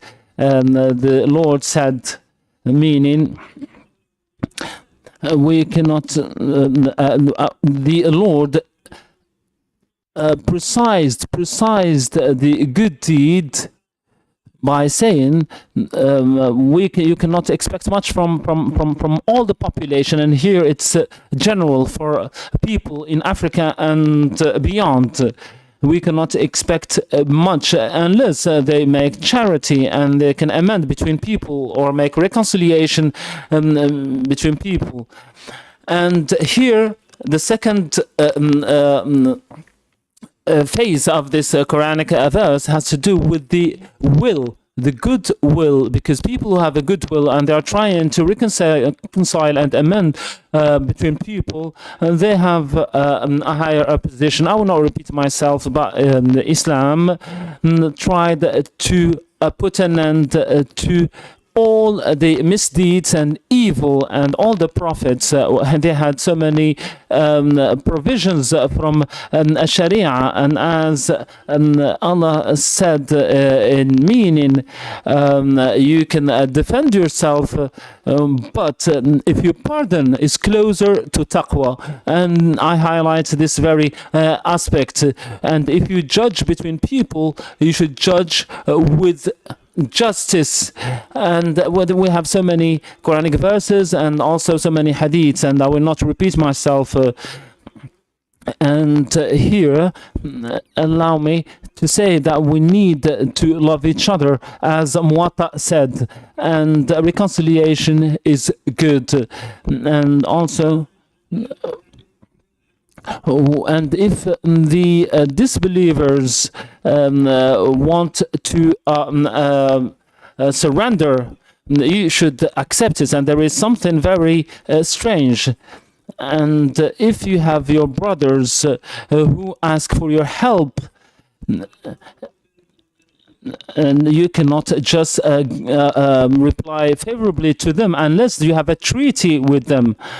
And so I have a set of definitions of sulh. Sulh is very well known in reconciliation as a comprehensive term to exclude any tension between two parties, conflicting parties. And sometimes one of the conflicting parties should give concessions in order to achieve a common ground. And reconciliation is well known according to hadiths and Quranic verses. And Allah said that the Muslims need to go on the path of taqwa, and also to be pious and to have fear of Allah, and to remember this before any conflict. And our Prophet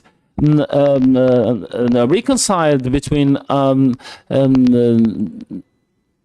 conflicting parties before. For the people of Quba,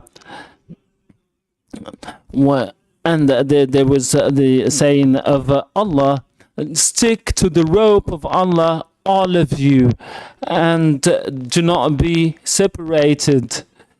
Because reconciliation is always, and solidarity are the main principles that Allah is asking for. And also Allah asks us not to envy each other, because this will lead to divides.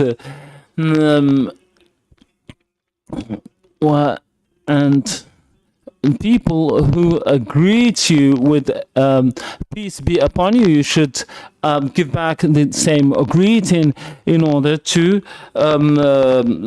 ensure the continuity and also the accruement of benefits and avoidance of harm. So all those are foundations, and the rule is that people of right need to get them, but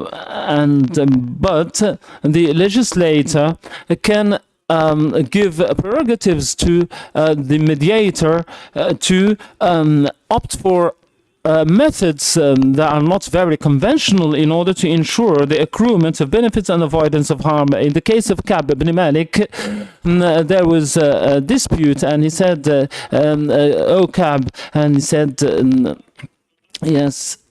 And he said, "Ka'b, that I comply to your orders." And there are so many contexts, and it depends on the form of the provisions from which we can come to reconciliation. So we have so many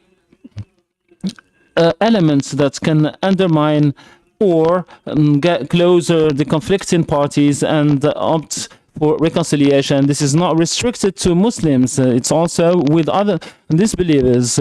And we can also have contracts and treaties with non-believers in order to come to a common ground and a compromise. And we have types of reconciliation. It has been mentioned by my colleagues. There is a Quranic verse on the two conflicting factions, and there was a clear recommendation to favor reconciliation instead of hostility and violence. And this is very interesting in our religion. Afterwards, there was we need to reconcile with our brothers, and this is very telling.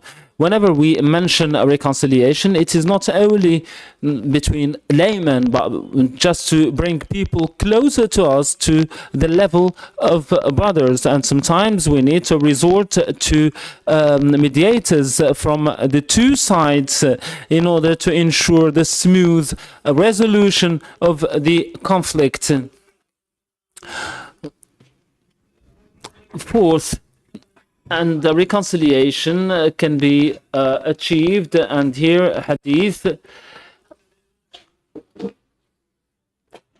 in which taqwa is emphasized by Qurtubi and by other hadiths, and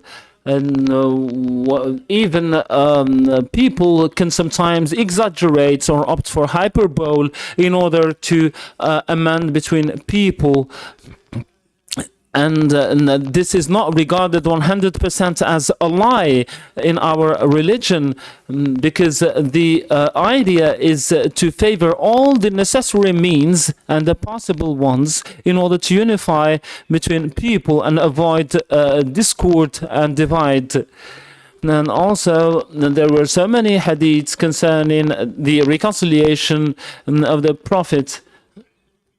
Especially in the case of the reconciliation of Hudaybiyah,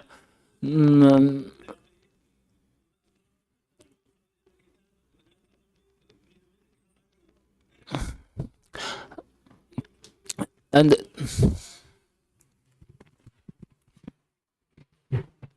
yeah, he's referring to what has been said earlier about the reconciliation of Hudaybiyah. And conclusion, reconciliation is the basic thing in peace We find it in the Sunnah, in the Sharia, in the Holy Book.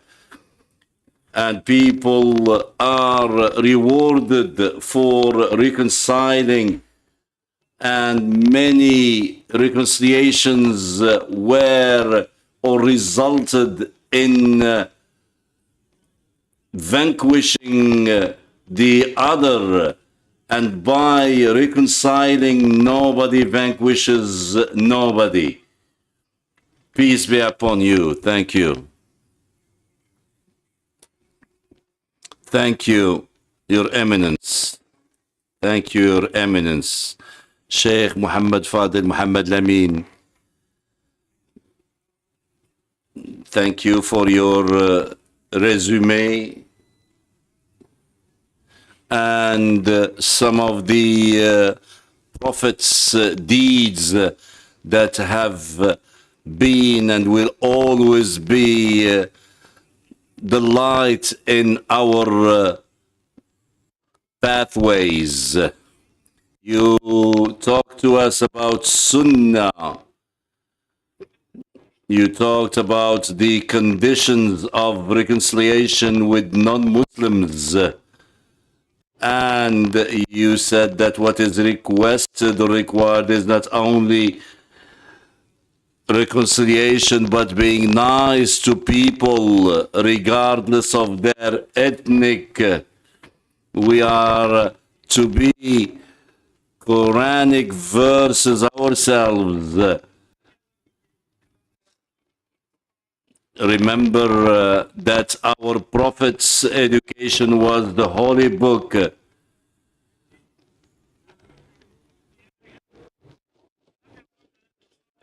He says, don't only reconcile with them, but be nice to them even after reconciling, respecting them. We are requested to be nice to each other.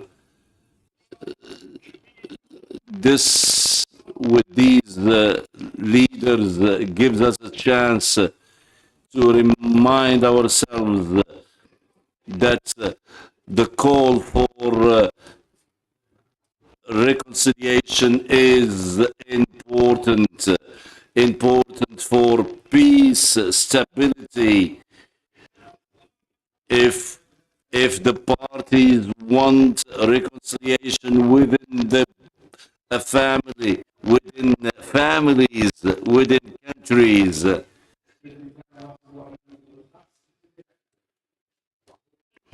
now we move to the group of Muslims among Muslims and mu'mineen.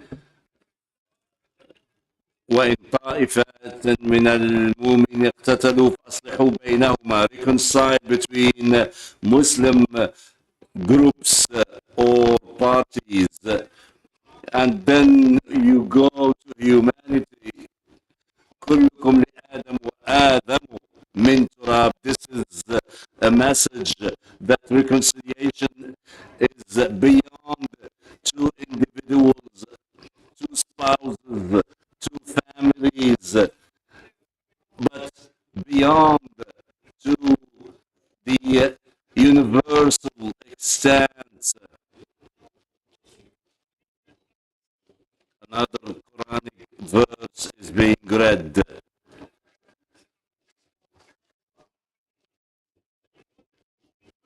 So the Muslims, the mu'mineen, should be firefighters, putting off the fires of anger and disputes. These are values that we have to cling to. And reconciliation is better. Another Quranic verse is being read where it says we need to stick to reconciliation every time we can. And we ask people